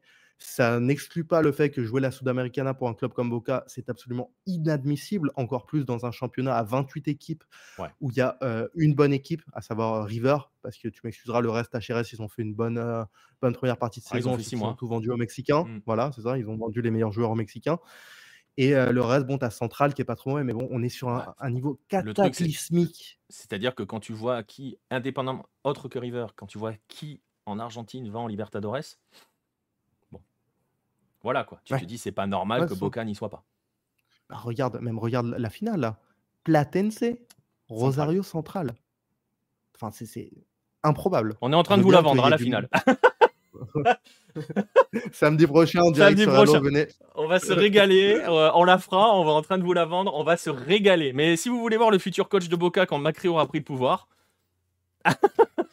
C'est possible, c'est possible. et ça je sais que Vince rêve de Palermo, entraîneur de Boca. Bon, après, Bah très ouais, honnêtement, moi enfin, Palermo, je l'ai vu au Chili, c'était pas si mal. Franchement, ce qu'il arrive à faire avec Platense, c'est solide ça aussi. va. Ouais, C'est pas exceptionnel, mais il fait le taf. oui, c'est ça. Puis même Martinez, hein, j'ai envie de te dire, d'un autre côté, il a fait du bon taf. Alors, en termes de jeu, oui, c'est mieux, mais c'était dans des clubs, sans manquer de respect, à Tigre, à Huracan ou à Estudiantes de Buenos Aires. C'est pas. Il y a un monde de différence avec Boca. On est d'accord. Donc, Et quand on a vu ça des va coachs être. confirmés se foirer complètement à Boca, C'est euh, ça. Mais, mais d'un côté, il y a quand même un truc positif. Tu disais, oui, la descente aux enfers. On est à peu près sûr, sauf si Macri fait appel et tout le bordel, qu'on aura au moins un vrai coach et pas un intérimaire. Parce que je rappelle rapidement qu'est-ce qui s'est passé. Je le disais au début, on a eu Miguel Ángel Russo qui a été le premier entraîneur. Ensuite, il a été viré. On a pris le dirigeant de la réserve Bataglia. On l'a mis un an à peu près. Il s'est fait sortir par Corinthians alors qu'il commençait à jouer à peu près correctement. Il s'est fait sortir au tir au but parce que Benedetto envoie ses tirs sur la lune. On a viré Bataglia dans une station de service pour prendre de nouveau le coach de la réserve, à savoir Ibarra. On a pris Ibarra. Il a gagné le championnat de manière miraculeuse en enchaînant les victoires dans un championnat complètement fou. Et le fameux arrêt d'Armani et goal de River. j'ai pas le son. Oh. Je l'ai pas. Tu t'en sors bien, je ne l'ai pas. Au lieu de lui dire Armani après qui la arrête jamais un péno, victoire, faut le dire aussi. voilà, c'est ça. Au lieu de lui dire bon, Ibarra, c'est bien, on termine l'année en décembre l'année passée. C'est merci pour ce que tu fais, mais on va chercher un vrai entraîneur. Non, on prolonge Ibarra. Extrême surprise, 3 mois après, on le dégage. Qui est-ce qu'on prend? On prend Almiron qui n'a pas réussi, qui a dû gagner un match en 2017 pour la dernière fois. Il vient d'Espagne, il a gagné 0 match avec le club espagnol, je ne me souviens plus le nom. Mais Les autres expériences après la c'est une tu catastrophe. parlais l'autre jour, tu parlais tout à l'heure de Riquelme est très accroché au souvenir. Hein. Quand il fait venir Almiron, il fait venir un souvenir. Voilà. On l'avait dit, hein, on l'a Tout à dit fait. plusieurs fois dans les lives, ils ont mis un souvenir sur le banc, le souvenir des équipes d'Almiron qui jouaient bien. Mais c'était il y a 6-7 ans. Elche, Tout à fait. le club Exact. espagnol, ouais, c'est possible. Ce qui serait pas C'est étonnant Elche, vu c'est Elche. que Tout à fait. C'est ça, c'est ça. C'est ça. c'est pas étonnant. Et Boca oui, n'a pas trouvé son regardez. Gachardo, nous dit Jesse James. Bah peut-être qu'en fait, alors ça rejoint la question de Red le Rouge, est-ce qu'on est obligé d'aller chercher un ancien pour les entraîner? Eh ben, Eh c'est ben tout le peut-être, problème, en fait. à cause de ça. Peut-être. C'est un vrai souci à Boca, hein. On en a marre. Et là, Dieu merci, on évite Gago, parce que moi, je le voyais gros comme une maison, là, Fernando Gago à Boca. On en a marre un peu, faites venir quelqu'un d'autre. Ah oui, aussi, autre épisode intéressant, c'est qu'au moment d'essayer de convaincre Martino, on a envoyé, Riquelme a envoyé un membre du conseil de football, donc Chicho Serrana, pour négocier avec Martino, quoi. Enfin, Riquelme, déplace-toi, va le voir toi. Évidemment que Martino, c'était sûr qu'il allait pas venir. Il y avait un bordel monstre parce que les élections allaient venir. Là, c'est récent, hein, on parle d'avril 2023. C'était sûr et certain qu'il allait pas venir. En fait, c'est aussi un des points que Macri appuie. Macri dit, quand moi j'étais président, les entraîneurs, ils me sautaient dessus pour être entraîneur de Boca. Aujourd'hui, personne ne veut être entraîneur de Boca. Et il n'a pas tort. Force est de constater qu'il n'a pas tort. Ouais. À Boca, on a beaucoup de mal à attirer des bons entraîneurs. Ouais, et voilà. Et bon, après, ça restera la question. On verra bien, hein. Vous voyez que Boca est dans une espèce de voilà, navigue en eau trouble. C'est pas mon rêve, hein, que Boca descende. De toute façon, Red, ça n'arrivera jamais. On va pas se mentir, hein, ça peut pas arriver. Franchement, là, pour le coup, j'essaie même pas de déclencher un effet halo ou quoi que ce soit. Ça peut juste pas arriver. Dans un championnat à 28, tel qu'il est gaulé, très honnêtement, on trouvera toujours 3 équipes vraiment pires que Boca. Et sans forcer, hein, Ouais, sans avoir à chercher bien loin. Donc, 3 sur équipes ça, on est pires, tranquille. t'en enlèves Hein? t'enlèves un dessin. Je dis 3 équipes pires, en plus t'enlèves un descenso en plein milieu de la Ouais, ouais, temporada. ouais. Non, non, il y a Il y a aucun toujours moyen risque, de vraiment aucun risque. Hem, imaginez un retour aux affaires de Carlos Bianchi, ça n'arrivera pas. Gago, c'est le moins dégueulasse, je suis totalement d'accord. On n'est pas c'était d'accord bien avec Vince sur Gago. Gago, mais moi je suis d'accord, pas sur la durée, mais sur une saison et demie, une ou 2 saisons, ça peut le faire. Carlitos, ouais, bon voilà. Crespo est libre, enfin Crespo à Boca, je crois pas quand même. Non. Non, Crespo a non. fait des pieds et des mains pour essayer d'arriver à la place de De Michelis quand ils ont choisi pour faire l'après Gachardo. Ça n'a pas marché. Je ne serais pas étonné que ça soit le prochain arriveur. Mais voilà. Ils prendront le sélectionneur Scaloni. Je suis pas sûr que Scaloni ait envie d'aller s'emmerder à Boca, hein, Ouais, moi non plus. donc voilà. Mais bon, vous voyez, donc on en est là sur Boca, on en est sur cette période d'incertitude qui en plus, et c'est souvent lié en fait, hein, c'est assez, enfin je sais pas si c'est rigolo, mais c'est pas une coïncidence en fait, que quand c'est le bazar en coulisses, c'est aussi le bazar sur le terrain. Et Tout à donc, fait. tout est lié, forcément. On va voir comment ça va avancer cette histoire. On va voir si ça va avancer surtout dans le bon sens pour Boca, parce que on se plaint quand même assez souvent avec Vince et tous ceux qui suivent l'Argentine que très franchement, on n'a pas peur, on le dit, on n'a pas peur de le dire. Quand vous regardez des matchs de foot du championnat d'Argentine, c'est pas parce que vous aimez le foot, c'est parce que vous aimez l'Argentine. Oui. Dans la grande majorité des cas, si vous aimez le foot, vous regardez pas, je vais être méchant, mais vous regardez pas Arsenal Tigré, quoi. Bon, même quand vous aimez l'Argentine, vous regardez pas trop ça. Mais, mais, mais bon, voilà, on a besoin de clubs comme Boca tout en haut, quoi. On a besoin de ça. On est sur un championnat à 28 qui est horrible. On a besoin que les locomotives soient là, concrètement. Question intéressante de Independenza. Ouais, Vous avez évoqué le noyau dur de la Barra, il supporte Macri ou Riquelme. La Barra est totalement en faveur de Riquelme. D'ailleurs, lors de sa conférence, Ibarra a dit que ceux qui s'étaient rendus à la manifestation de Riquelme, c'était des Kirchneristas, donc le parti politique, cette fois politique nationale, opposé aux pros, donc à Macri, et la Barra Brava, pour la petite anecdote. Donc oui, oui, la Barra. D'ailleurs, Diceo devait se présenter en tant que président, hein, il l'avait annoncé. Bizarrement, il ne va pas trop se présenter. Bizarre. bizarre. Je ne sais pas pourquoi. Mais donc, Et concrètement, la Barra est derrière Riquelme. voilà. Donc, on se retrouve Ce avec qui la est Barra derrière Riquelme. En termes de, pour bien conclure sur les forces en présence, on a Riquelme et Labarra derrière lui, et une grande partie des sociaux, hein, quand même, puisqu'il est quand même il reste le favori ouais, des élections. Tu l'as déjà dit, mais on tout à va quand fait. même le rappeler. Et donc, en gros, on a une lutte entre les sociaux Labarra qui poussent Riquelme et les pouvoirs politiques, parce que vous avez bien compris qu'il n'y a pas que le pouvoir politique de Buenos Aires, enfin de Caba, mais il y a aussi le plus haut sommet de l'État qui pousse derrière Macri. Donc on se retrouve avec cette guerre entre... Alors pour le coup, tu vois, je rigolais sur le côté le club du peuple, si ça devient une SAD, on est un petit peu quand même le peuple contre le pouvoir, hein. Tout à fait. Et j'irai même plus loin, j'avais noté ça, j'ai oublié d'en parler. J'ai fait une petite liste de toutes les interventions contre Boca qui ont lieu cette année. Donc il y en a 3 principales qui ont été effectuées toutes par la même personne, à savoir Celsa Ramirez, qui est, très proche d'Angelici. Donc, premièrement, elle a essayé d'avoir, comment on dit, ça? J'ai oublié en français, interpeller, enfin, tu sais, quand tu veux aller chez quelqu'un et prendre des documents, comment on appelle ça? Perquisition. Perquisition, voilà. Donc perquisitionner le frère de Riquelme pour des supposées, reventes. Donc le 4 février, on a eu la fermeture d'une partie de la Bombonera, donc la partie Vicitente sur le 3e anneau en fait, pour des raisons supposées de déficience du bâtiment. Donc ça a duré quelques temps, il y a eu des inspections, ça a été rouvert, même si, pas la capacité totale. Le 17, 08, on a eu cette perquisition à la Bombonera, pour une supposée revente illégale d'entrée. Il y a eu aussi des perquisitions, du frère de Riquelme. Riquelme a dénoncé ça, personne n'a dit le contraire, donc on suppose que c'est vrai, qu'ils l'ont, pris dans la rue comme ça, ils l'ont mis dans une camionnette, en gros, et qu'il a eu très peur. Le 23/08, donc quelques jours après la perquisition de la Bombonera, cette même madame a prohibé la Previa de Boca. Donc la Previa de Boca, qu'est-ce que c'est? C'est en gros dans une rue parallèle à la Bombonera, Irala. Il y a énormément de supporters de Boca qui se réunissent tout le temps avant le match, donc ça chante, ça danse, Fernet Coca. La raison supposée, ils font trop de bruit, ils font caca dans la rue et donc, on interdit les supporters de, rejoindre là. Ouais, de se Donc les rassembler, supporters qui en fait, voilà, c'est ça. concrètement, pour dire les choses, plus simples, il y a et c'est ce que je disais tout à l'heure, il y a une pression politique pour prendre le contrôle de Boca, en utilisant toutes les armes que peuvent utiliser les leaders politiques, mais politiques dans le sens premier du terme, toutes les magouilles politiques possibles. Il y a cette pression.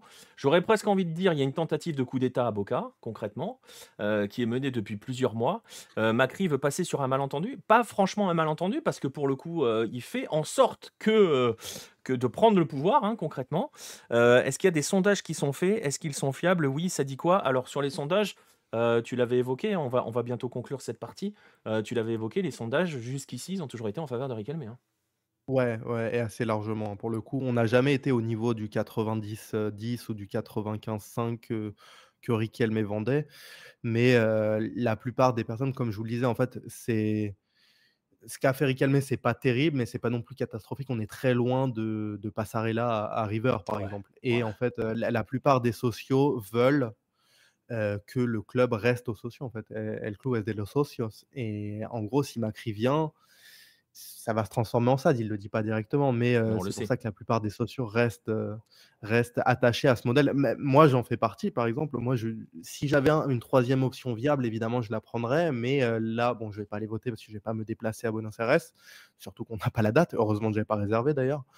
Mais pour vous donner, ça vous explique toute la problématique. Pourquoi les gens ne vont pas voter en plus? Parce qu'on change la date tous les 2 jours. Mais moi, je voterai Riquelme, pas parce qu'il m'a satisfait, mais parce que je ne veux pas d'une SAD à Boca, tout Ouais, parce que simplement. c'est ce qu'on disait tout à l'heure, hein, tu vas voter entre guillemets «pour le moins pire» et le bilan de Riquelme n'est pas si négatif que ça. Il y a des erreurs, il y a des mauvaises gestions, il y a des choses qui sont pas bien faites. J'ai envie de te dire, c'est un peu inhérent au football, mais il laisse pas un club à la dérive, faut pas abuser non plus. Il y a un échec, vraiment, clairement, mais on a le droit d'avoir des échecs en matière de football, ça existe, ça fait partie de l'histoire des clubs, mais on n'est pas clairement pas dans la dimension Passarella. Mais vraiment, voilà, si on doit conclure, pour bien résumer tout cela, et pour le coup, voilà, on est vraiment sur comment le peuple va réussir à résister aux puissants et donc en conservant son club, en conservant Boca, comment le peuple chénaïsé va pouvoir réussir à conserver son club, ou est-ce que les puissants, entre guillemets, vont réussir leur opération, leur OPA, leur coup d'État, vous l'appelez comme vous voulez. Mais voilà, tel est tout l'enjeu de ces élections qui sont toujours pas finies et qui sont pas prêtes d'être terminées. On le disait tout à l'heure, si ça se trouve, ça va se terminer en mars, cette histoire. Donc voilà un Oui, peu. C'est pour ça qu'on voulait prendre le temps aussi. Oui, on a mis bien le temps, mais c'est ouais. complexe. J'espère que ça a été suffisamment clair pour tout le monde.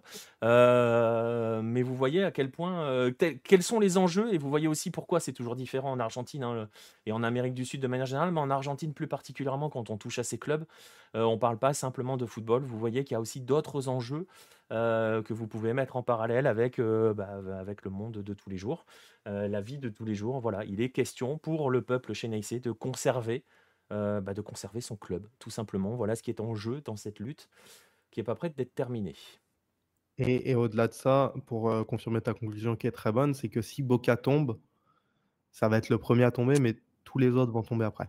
Oui, alors quand tu appelles tomber, c'est devenir une SAD, hein, on en parlait en off. Voilà, oui, c'est ça, c'est ça. Si Boca devient une SAD, c'est la fin. On peut le dire clairement. C'est, on est sur les derniers bastions, entre guillemets, et c'est ce que je disais tout à l'heure sur le village d'Astérix. On est sur les derniers bastions où il y a encore ce côté club des sociaux, association, club proche de son. Enfin, ça veut dire quelque chose, être dans un club en Argentine, on l'a souvent dit dans diverses émissions, dans divers podcasts, dans divers écrits. Ça a un sens en Argentine. Le jour où ça devient des SAD, ce sens-là disparaît. Et là, déjà que c'est très compliqué, que c'est devenu de plus en plus compliqué de rester amoureux, enfin de rester attaché à un club parce que les clubs sont en train de s'éloigner un petit peu de ce qui fait la base. Là, ça serait vraiment la fin. Ouais. Milei disait, si tu es supporter de Boca, qu'est-ce que ça peut te foutre que ton propriétaire soit étranger si tu bats River 5-0, gagne le mondial des clubs, ou tu préfères continuer avec cette misère, ce football toujours plus mauvais, perdre 4-0 contre Milan et rester national et populaire. Ouais, c'est exactement ça, Jesse James. C'est les propos, voilà, tu fais bien de le dire. Ce sont les belles promesses qui sont faites. Tous les exemples de SAD qu'on a pour l'instant en Amérique du Sud sont des carnages absolus. Voilà. Le football chilien s'est complètement cassé la gueule à cause de ça.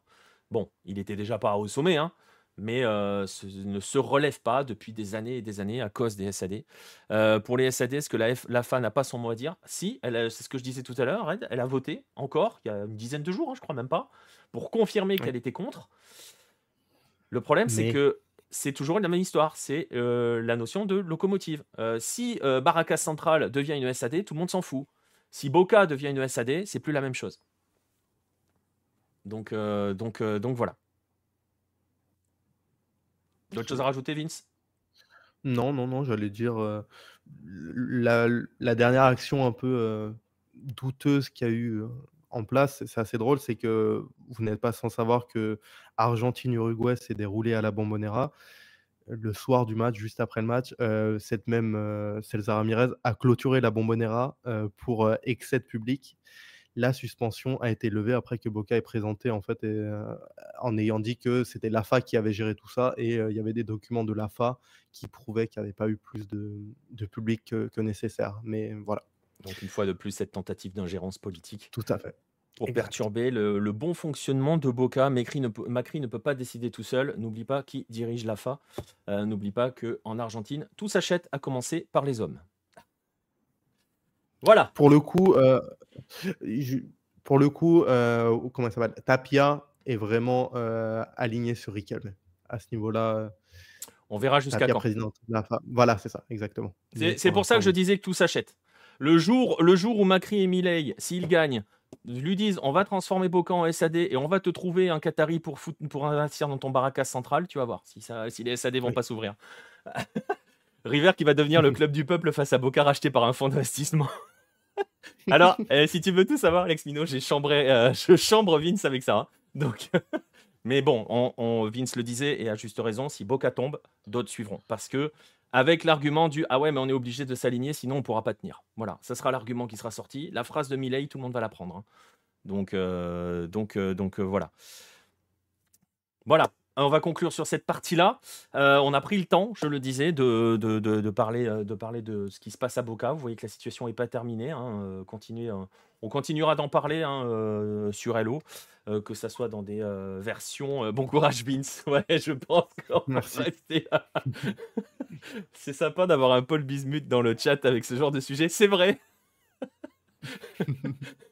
S'il veut faire quelque chose pour Boca, est-ce que tu as le 06 de Juan Roman? Faut demander à Pierre, Ouais, il faut aime demander à bien, il Pierre, l'a il a sur le WhatsApp. 06 de toute l'âme sud. Putain, j'ai dit ça, les gens vont venir l'embêter là-dessus. Bref, voilà, on va conclure sur cette partie Boca. On va passer à la suite. On va passer à la suite, donc, qui est, on va faire parler un petit peu de cette Coupe du Monde. J'ai plus de jingle, voilà, je sais, j'ai pas de jingle, je les ai pas mis. On va parler de cette Coupe du Monde des clubs qui démarre demain. On est lundi au moment où on fait l'émission, forcément, vous avez l'habitude, le 9-10 c'est le lundi. Donc elle démarre demain mardi, avec l'entrée en lice du Al Ittihad de Muñeco, je crois. Face à Auckland City qui va donc se taper je ne sais pas combien de dizaines d'heures d'avion depuis la Nouvelle-Zélande pour se prendre une fessée par Benzema et sa bande, parce que c'est ce qui va probablement se passer. On va pas se lancer dans l'historique complète de l'histoire, ni dans le guide de l'épreuve. Il y aura un petit article sur Hello demain, hein, voilà, vous en avez l'habitude. Je parlerai un petit peu des équipes de la planète Hello. Mais comme c'est la dernière, parce que c'est la dernière sous ce format, on va essayer de faire rapidement une sorte de petit bilan. Justement, rapidement, on avait prévu hein, que la partie Boca soit très longue, pour justement faire une partie un petit peu plus courte sur la Coupe du Monde des clubs, parce que c'est la dernière sous ce format-là. Avec ce qu'elle nous a amené. Je vais juste commencer quand même par rappeler un petit peu hein, pour les deux du fond qui n'ont pas suivi ces 23 dernières années de football.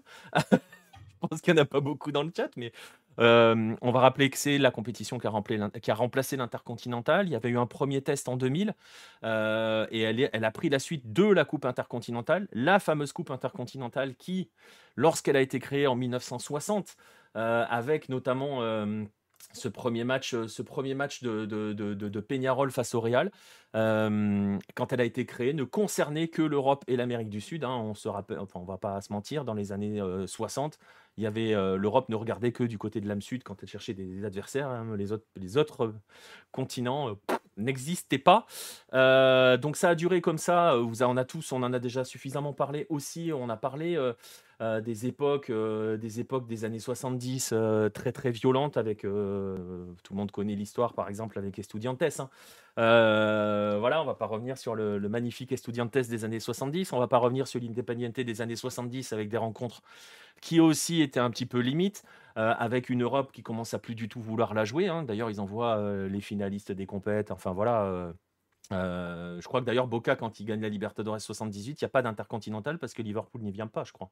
Ne joue pas, ouais, tout Ouais, à c'est fait. ça, hein, Liverpool ne veut pas y aller. Il y a eu les remplacements, hein, le Panathinaikos à la place de l'Ajax en Même Boca, hein. 71. Pardon?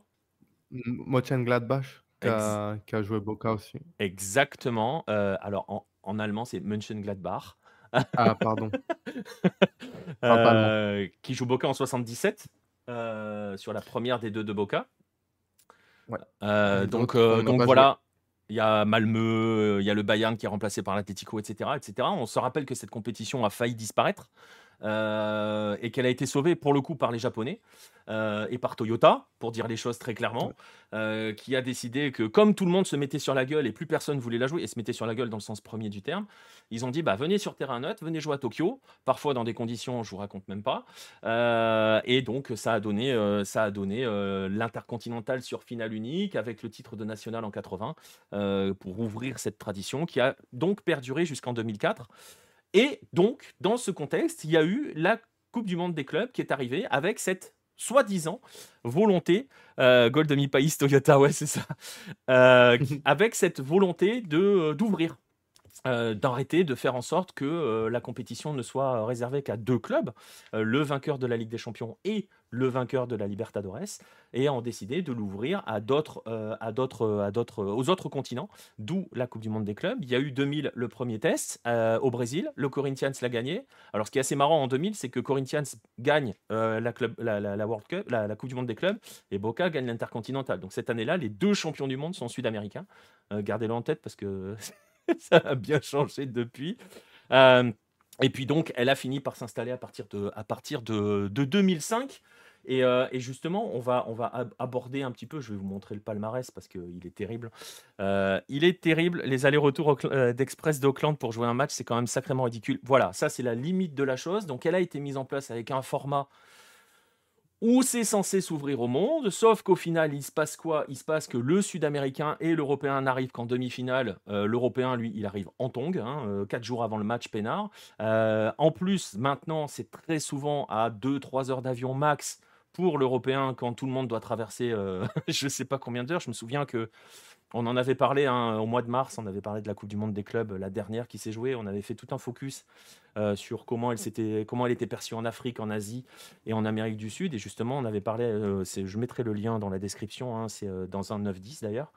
Et on en avait parlé avec Pierre du trajet de l'Atlético Nacional en 2016 qui s'était tapé une journée complète d'avion parce qu'il fallait, elle avait lieu au Japon, et donc il fallait faire Bogota-Paris, Paris-Tokyo. Enfin, ils avaient pris 24 heures de vol à peu près, sans compter les arrêts, les escales et les machins. Tout ça après avoir joué un match juste avant en championnat et dans une période du calendrier qui tombait, leur match d'entrée dans la compétition, la demi-finale face à Kashima, c'était leur 83e match de l'année. Donc voilà, ça n'avait juste aucun sens. Ce format n'a aucun sens, ça on est complètement d'accord. Il a ses limites. Il y avait eu un moment la volonté de se dire tiens, on va faire des groupes. Comme ça, tout le monde va jouer un minimum de matchs. On va faire 2 groupes avec l'Européen d'un côté, le Sudam de l'autre, et chacun a autant de matchs à jouer. Bon, vous imaginez que ça n'a pas forcément plu.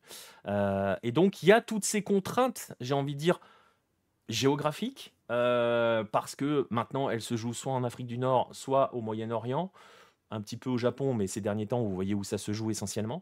Donc c'est à portée de vol, clairement pour les Européens, beaucoup moins pour les Sudam. Et cette contrainte calendaire qui fait que la compétition se joue en fin de saison pour un Sud-Américain, en fin de saison pour certains Asiatiques, je pense par exemple aux Japonais.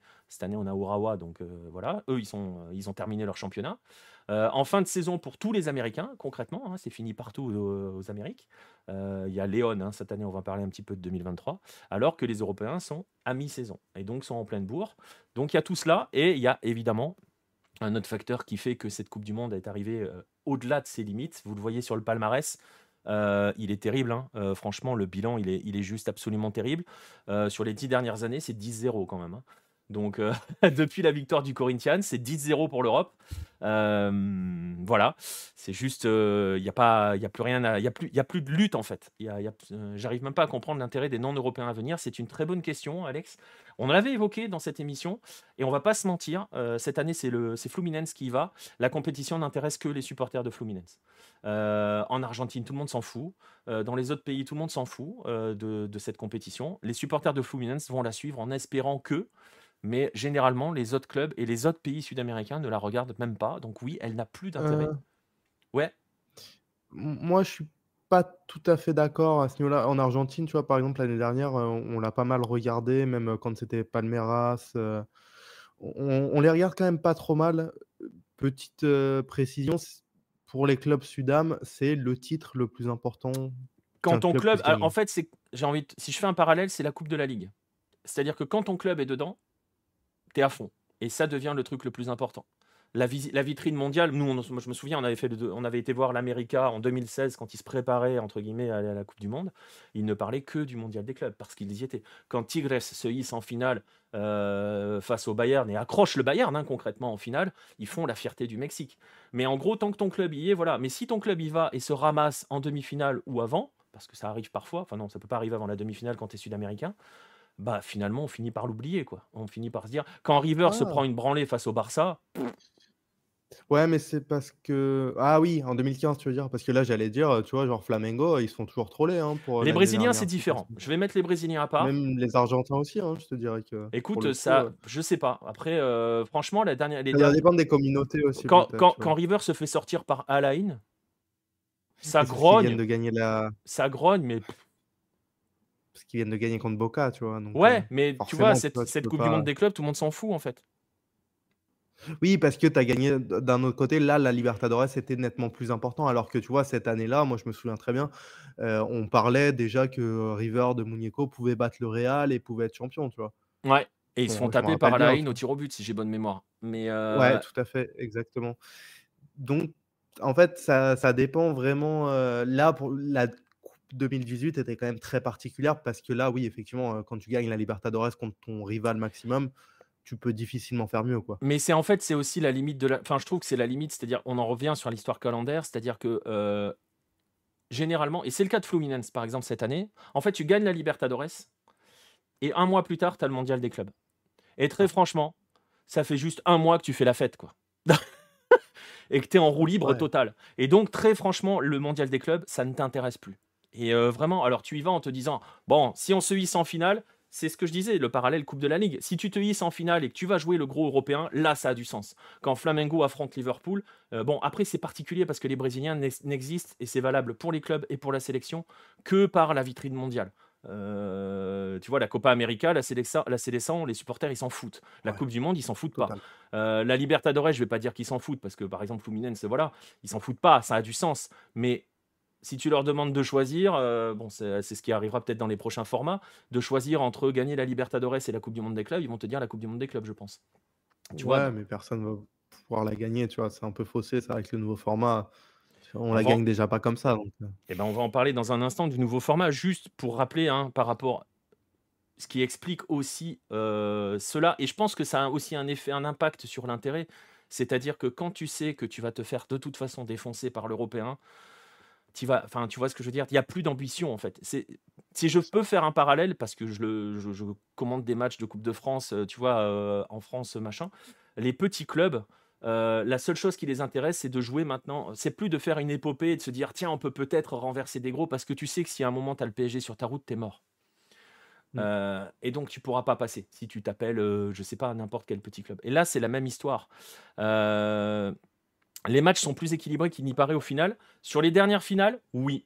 Très franchement, oui. Les Brésiliens, de toute façon, il y a toujours un équilibre quand c'est les Brésiliens. Les dernières, enfin bon, River, quand ils se sont hissés sur la dernière finale qu'ils ont fait, je suis désolé, il y a pas photo, hein. Ils en prennent que 3 face au Barça, ils peuvent en prendre le double, hein. Donc et le Ouais, Barça mais joue avec les pareil, mains dans les poches, hein. Bon après, c'est un mais Barça c'est injouable. le Barça 2015, Oh, quoi, ouais, c'est ouais, ça. c'est un Barça injouable. Mais voilà, voilà. Flamengo, Liverpool, Palmeiras, Chelsea, je suis d'accord. Tu peux même mettre Bayern Tigres, qui était plus accroché que prévu, Ouais. qui était pour le coup assez intéressant. C'est vrai que pour le coup, c'était assez intéressant. Mais voilà, vous allez toucher un petit mot sur les U17, vous l'avez fait avant. Non, non, non, non, on n'a pas parlé des U17 Independenza. Et je ne sais pas si on en parlera. Franchement, je ne sais pas si on aura le temps d'en parler.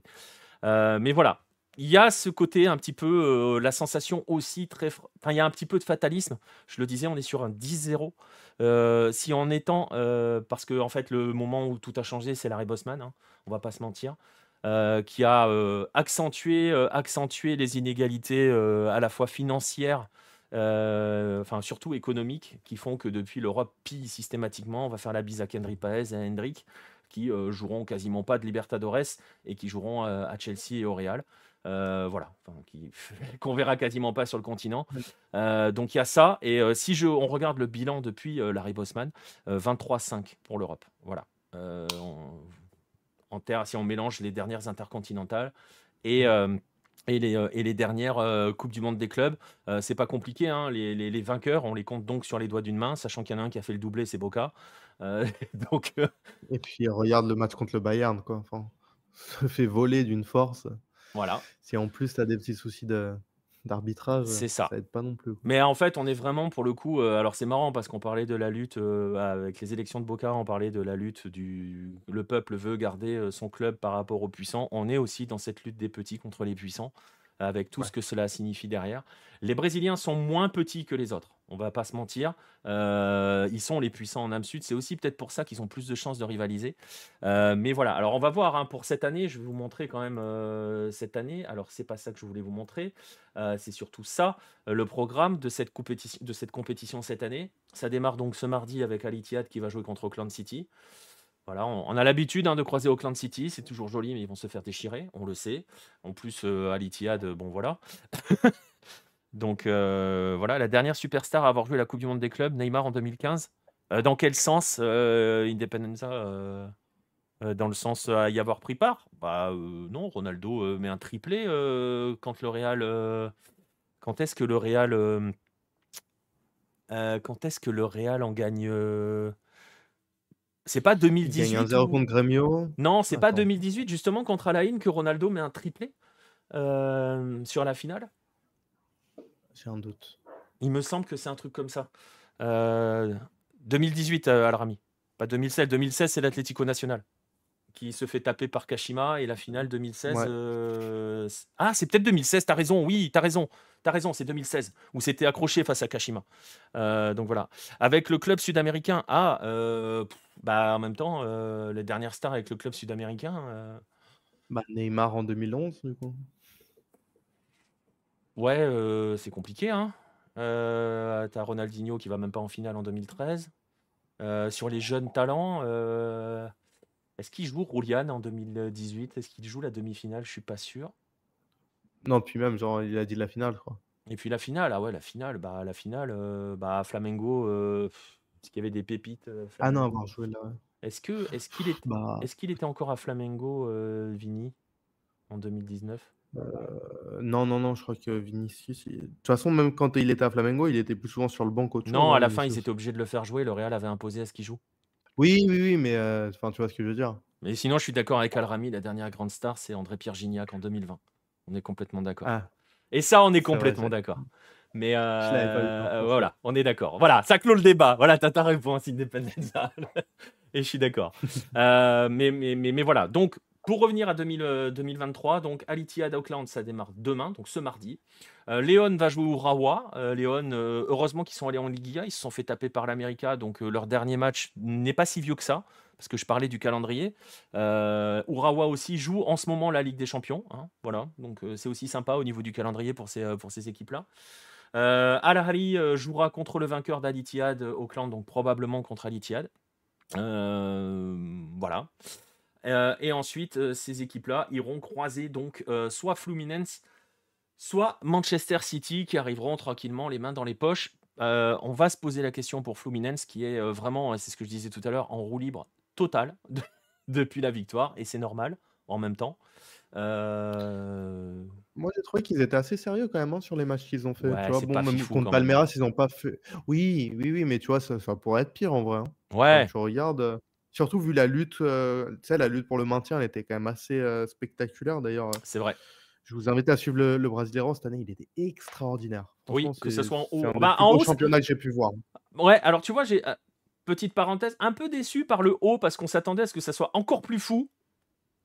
Oui, Et c'est parce que que franchement, il y avait un moment où on se disait, il y a un moment où on se disait tout va se jouer à la dernière journée, mais vraiment tout, tout, tout, tout, tout. Et bon, bah c'est à non, cause parce de que Fla. Botafogo a choc de fou et Palmeiras a pas de choc.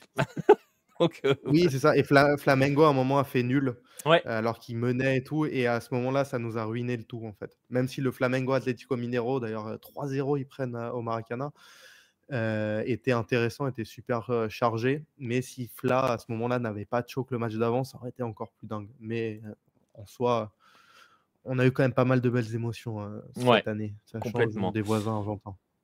Comme si l'Europe était devenue une sorte de modèle à copier, on a une influence de l'Europe, ce qui fait que les autres confédérations n'ont plus cette singularité face à l'UEFA, on copie le modèle européen. En fait, je ne sais pas si on peut parler de copier le modèle européen, parce que tu vois, on n'en est pas à s'aligner sur le calendrier européen, et je vais y venir dans un instant avec la prochaine de 2025 que je vais évoquer. Euh, En fait, un petit peu partout, et c'est pareil, hein, une parenthèse qu'on fait, mais elle est intéressante par rapport à ce genre de compétition, parce que c'est vrai qu'il y a des disparités, des inégalités totalement dingues. Ne vous amusez même pas à regarder la différence de budget entre Manchester City et... non, mais c'est terrible ce que je dis, mais entre Manchester City et Léon, voilà. C'est pas ils ne boxent pas dans la même catégorie. Donc forcément, le football laisse la possibilité de créer des exploits, ça c'est une certitude. Et même, j'ai envie de dire, je pense que Fluminense, c'est pas dans les plus gros budgets du Brasileirão. Donc voilà, on est sur quelque chose de... En termes de... Et ça, c'est valable partout, quelles que soient les compétitions que l'on regarde. Nous, on suit l'Asie, on suit l'Afrique, bon, on suit surtout l'Asie et l'Amérique et les Amériques. Très franchement, on va pas se mentir. Écoutez Baptiste, quand il parle de l'Asie, ce qu'elle est en train de devenir, elle tombe aux mains des clubs les plus puissants qui sont émiratis, saoudiens et qataris. C'est l'Asie de l'Ouest qui dirige sur l'Est, très clairement. Et l'Est a ce côté un peu fataliste. Alors ils arrivent à s'imposer, Urawa est le champion sortant. Mais au final, les grosses écuries, c'est les Al Hilal et ça va être les Saoudiens, très clairement. Donc voilà, en Amérique du Sud, on le dit systématiquement quand une Libertadores démarre ou même quand une Sudamericana. Regardez cette année, la finale de Sudamericana, on était heureux parce qu'il n'y avait pas de Brésiliens. Mais habituellement, les Libertadores, elles sont pour les Brésiliens. Et regardez qui a gagné cette année. On était content qu'il y ait Ouais. Boca en finale. Mais les Brésiliens sont au-dessus. Donc on a toujours, les puissants restent puissants en fait concrètement. Et ce que je lui disais par rapport à l'arrêt Bosman qui a accentué les inégalités entre l'Europe et le reste du monde lui-même, entre lui, a aussi accentué les inégalités, hein. N'ayons pas peur des mots, hein. Donc voilà. J'avais noté d'ailleurs la dernière finale avant Bosman, c'est l'Ajax qui la gagne. C'est 95. Où est-ce que je l'ai noté? Parce que c'était intéressant. Euh, Il y a, je vais le faire de mémoire parce que je ne sais plus où je l'ai noté. Il y a l'Ajax à 9 Néerlandais et joue contre, je crois que c'est Grêmio, puisque c'est Scolari le coach, et Grêmio a 9 Brésiliens dans l'équipe. Voilà. Euh, Ça n'existe plus. Ça n'existe plus. Donc voilà. Mais voilà, il reste quand même une chose qui rend la compétition entre guillemets intéressante, c'est de pouvoir croiser ces autres manières de jouer au foot, ces autres footballs. De les découvrir parfois quand c'est bien fait, c'est jamais le cas, parce que généralement ceux qui diffusent s'en foutent totalement, soit ils les connaissent pas, soit ils s'en foutent, soit les deux. Mais comme tu l'écris, Jesse James, on a quand même cette année Diniz, Gajardo et Guardiola sur les bancs, donc ça vaut quelque chose. C'est peut-être un peu tôt pour Gajardo à Al Ittihad, mais très honnêtement, si on pouvait avoir une finale entre Diniz et Guardiola, qui sont en termes d'école les qui s'opposent véritablement. Ils ne boxent pas dans la même catégorie dans le sens où ils n'ont pas les mêmes effectifs, mais en termes de philosophie, je veux dire, Dini se définit comme l'anti-Guardiola. C'est pas méchant, hein, Ouais. c'est pas, il n'est pas contre Guardiola, mais voilà, ce qu'il fait est à l'opposé. Le jeu de position de Guardiola, on en a déjà parlé lors de la finale de Libertadores, contre le jeu d'apposition de Fluminense. Ça peut être Tout à hyper fait. intéressant. Comment le déséquilibre que Fluminense crée systématiquement va être géré par City, qui aime beaucoup voilà, son jeu de position très cadré, très machin. Euh, bon, il y a quand même des chances que City leur Après, mette une grosse branlée. Mais c'est ça, hein, quand tu regardes ce qu'ils ont fait contre Boca, en face là, c'est pas la même chose, c'est pas bah les non, c'est pas la même chose. Et parce qu'on sait très bien que voilà. Mais c'est vrai que juste sur ça, ça peut être c'est intéressant. Si, intéressant, si on peut c'est découvrir clair. ces choses-là, les voir, si on peut voir des bribes de ces choses-là, ça peut être intéressant par rapport à ça. Donc c'est peut-être la seule chose d'intéressante entre guillemets sur la Coupe du Monde des clubs, la dernière sous ce modèle, parce que, parce que oui, 2025, parce que la prochaine, ça sera 2025. On va changer de modèle. On va changer de modèle. En fait, on va prendre un format Coupe du Monde de foot, comme les Coupes du Monde 98, par exemple. Donc, il y aura 32 équipes, 8 groupes de 4. Les deux premiers se qualifieront pour la suite de la compétition, donc pour les huitièmes de finale, puisqu'ils seront 16. 32 équipes sur le papier, c'est bien, ça va permettre d'ouvrir encore plus. Ça va se jouer aux États-Unis. Alors ça peut changer pas mal de choses, je vais y venir dans un instant, parce qu'elle est prévue aux États-Unis. Et vous voyez, on connaît déjà quelques équipes qualifiées, hein. Vous voyez Chelsea, Real, City, Palmeiras, Flamengo, Fluminense, Rayados, Seattle, León, parce que ça, c'est des vainqueurs de Conca Champions, de Libertadores et de Champions League. Al Ah, de Ahly, le Triver. WAC en Afrique, Al Hilal et Urawa en Asie. Il y a quand même un souci. Les horaires de 2023, là, Paul, 19h les matchs. Le match de demain, le match de ce mardi entre Al Ittihad et Auckland, c'est à 19h. Et pour OK. 2025, bah oui, mais Chelsea a gagné la Champions League, Alex. Donc ils sont qualifiés grâce à ça. Et vous le voyez, c'est un peu la limite de la chose parce que, et on en avait évoqué dans l'émission de mars dernier, la répartition a été validée hein, sur le nombre de places. Il va y avoir une seule place pour l'Océanie. Donc voilà, probablement Auckland City, hein, parce que ça va se jouer au ranking sur les 4 dernières. Donc voilà. Une seule place pour l'Océanie, 4 places seulement pour l'Afrique, 4 places sur 32, 4 places sur 32 pour l'Asie, 5 pour la CONCACAF parce que les États-Unis accueillent, donc il y aura un Américain. On ne sait pas encore comment ils vont le déterminer. Ça sera l'Inter Miami, si Messi est encore là. Pourquoi tu dis ça? J'ai rien dit, Enfin, hein, j'ai rien dit. J'ai rien dit. Ils peuvent être champions MLS l'année prochaine, hein, c'est possible. Hein. Il y a un monde où c'est possible hein, quand tu vois comment tu veux ils ont être prévu de champion s'en. de Ah, ils peuvent être champions MLS l'Interamericana là? aussi. Ça peut être le champion de l'Interamericana. Bref, ça sera un local. Donc, il gagne 4 plus 1. Donc, 5 pour la CONCACAF, 6 pour la CONMEBOL et donc 12 pour l'Europe. 12 sur 32 pour l'Europe. Et vous voyez les critères. On va essayer, je pense, d'arroser un petit peu tout le monde. C'est-à-dire qu'on va avoir les 4 derniers vainqueurs de la Champions League et ensuite on va aller voir dans les rankings. On n'ira même pas chercher les vainqueurs d'Europa League ou de choses comme ça. On va aller voir les rankings. Ce qui devrait permettre d'envoyer du PSG, ce qui devrait permettre d'envoyer un Italien ou deux, histoire d'avoir un petit peu tout le monde. Voilà, c'est un peu l'idée qui est cachée derrière ça. Il y a deux choses qui sont importantes sur cette compétition. On a beaucoup parlé du calendrier, de la géographie. Cette compétition se jouera aux États-Unis. Donc en termes de voyage, ça va imposer d'autres contraintes aux clubs européens. Bon, voilà, d'autres contraintes. Et il Ah y a ouais. un changement qui, je trouve, est le changement majeur dans cette compétition de 2025, c'est qu'elle va se jouer en juin-juillet, c'est-à-dire après la saison européenne, en pleine période de transfert, en pleine période de préparation, généralement la période des tournées estivales des clubs européens. On sait comment ils jouent les matchs des tournées estivales, hein. Donc ça va jouer peut-être souvent par-dessus la jambe. Donc on va être en pleine période de prépa pour les Européens, alors que on va être à mi-saison pour tout le reste du monde, à peu près. C'est comme la vraie Coupe du Monde, nous dit Alrami, oui. Mais ça change des choses, ça change pas mal de choses. Donc voilà, donc on aura les mêmes affiches en quart de Champions League européenne et au Mondial des clubs, nous dit Alex Mino, c'est possible. C'est ça, Faut pas le dire. c'est ça. Après, s'ils sont malins, et ils feront pas ça, hein, mais s'ils sont malins, ils font comme on fait en Libertadores, c'est-à-dire qu'ils mettent tous les Européens d'un côté. Comme on fait avec Tu y crois? la possibilité de mettre tous les Brésiliens d'un côté. Non, j'y crois pas une seconde.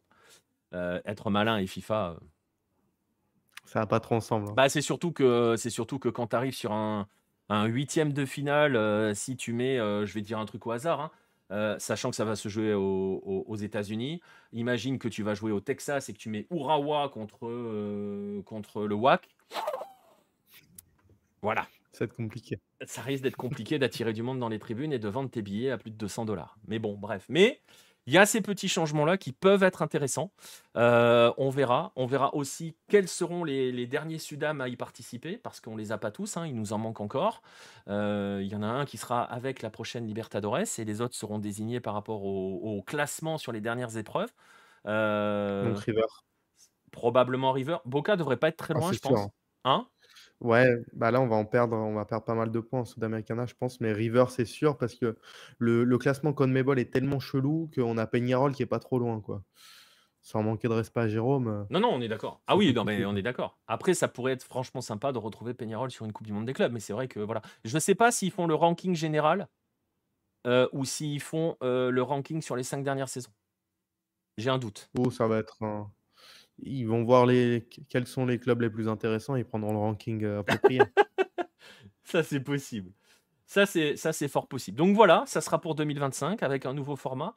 Ça sous-entend qu'il n'y a pas de Coupe du Monde des clubs l'année prochaine. Donc on est vraiment sur la dernière, sous le format actuel. Je vais vous remettre le programme quand même pour que vous l'ayez en tête.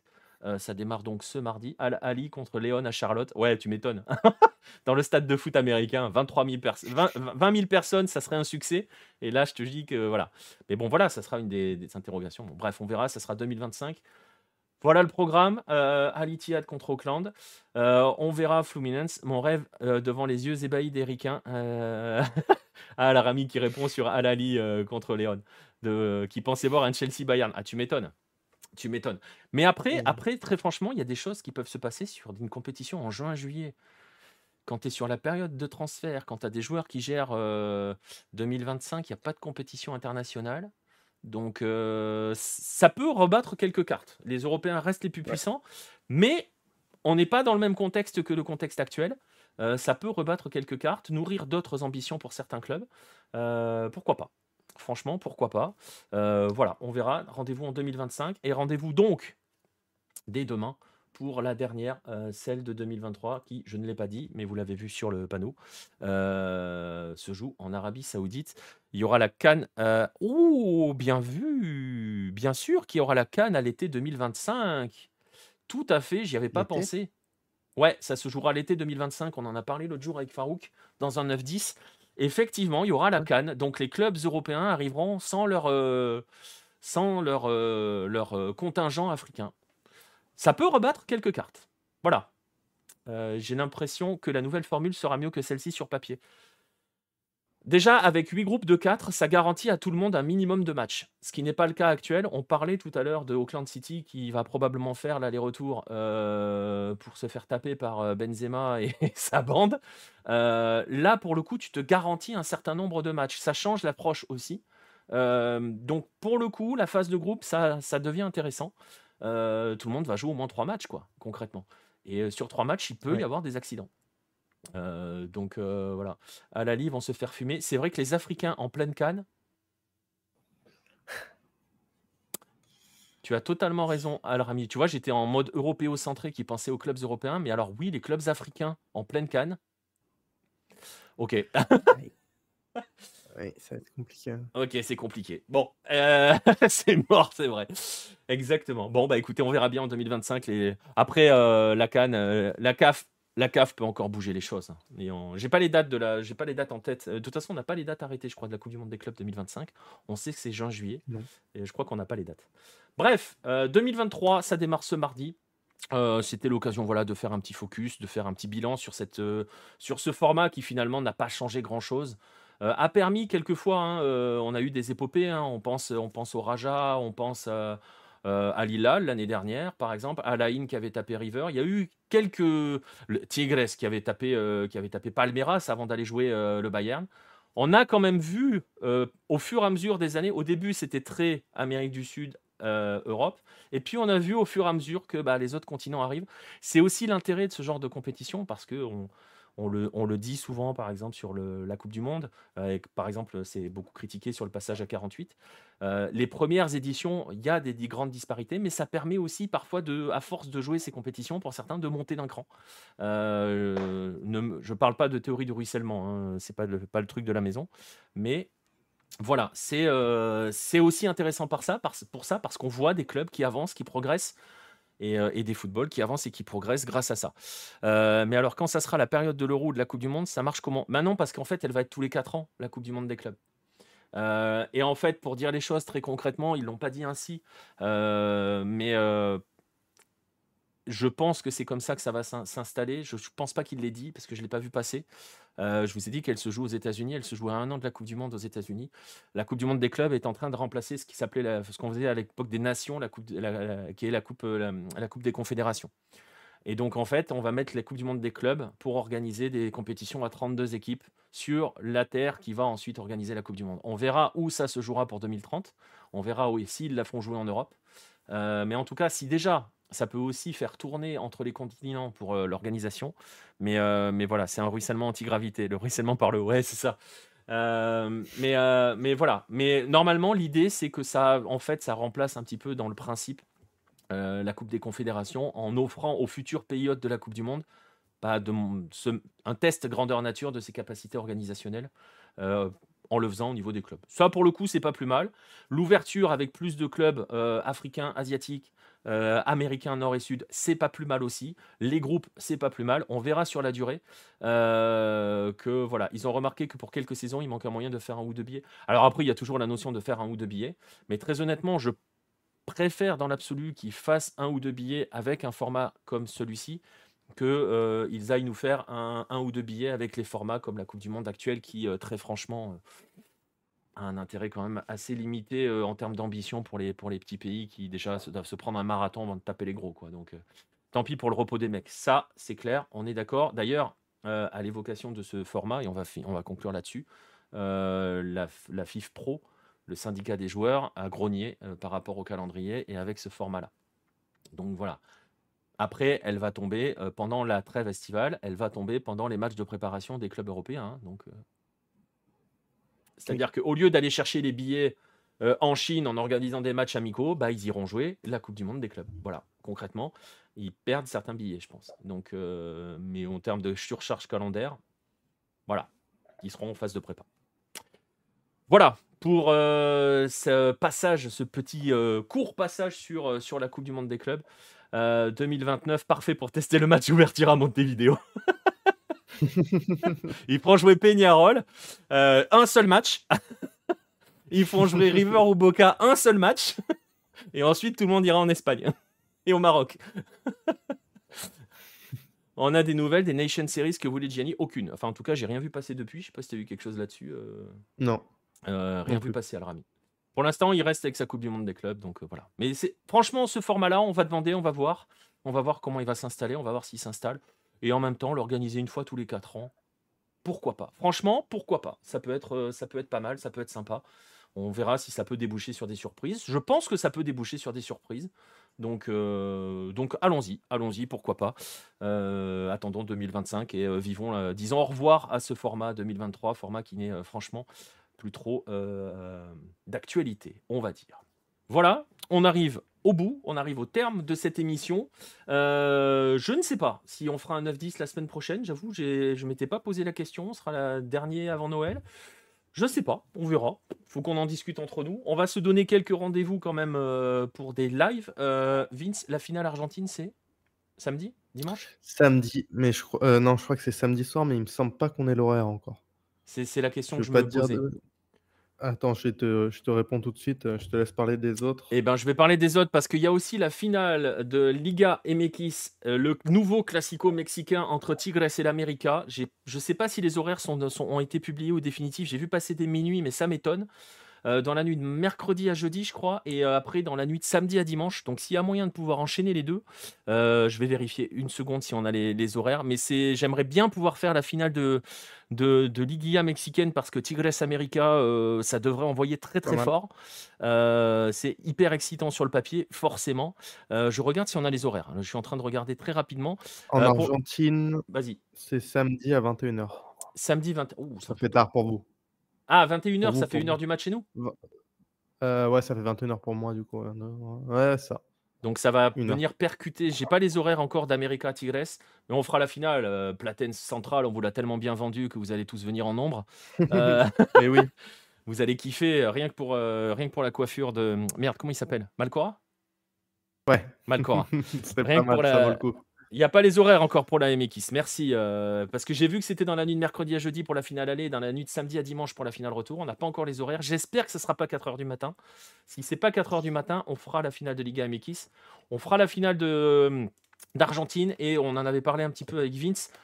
Dimanche soir, 22h30, on fera une soirée Sudam et on vous emmènera en Équateur pour faire la finale retour du championnat équatorien entre la Liga de Quito et Independiente del Valle, la finale entre les deux derniers vainqueurs de la, de la Sudamericana, tout simplement.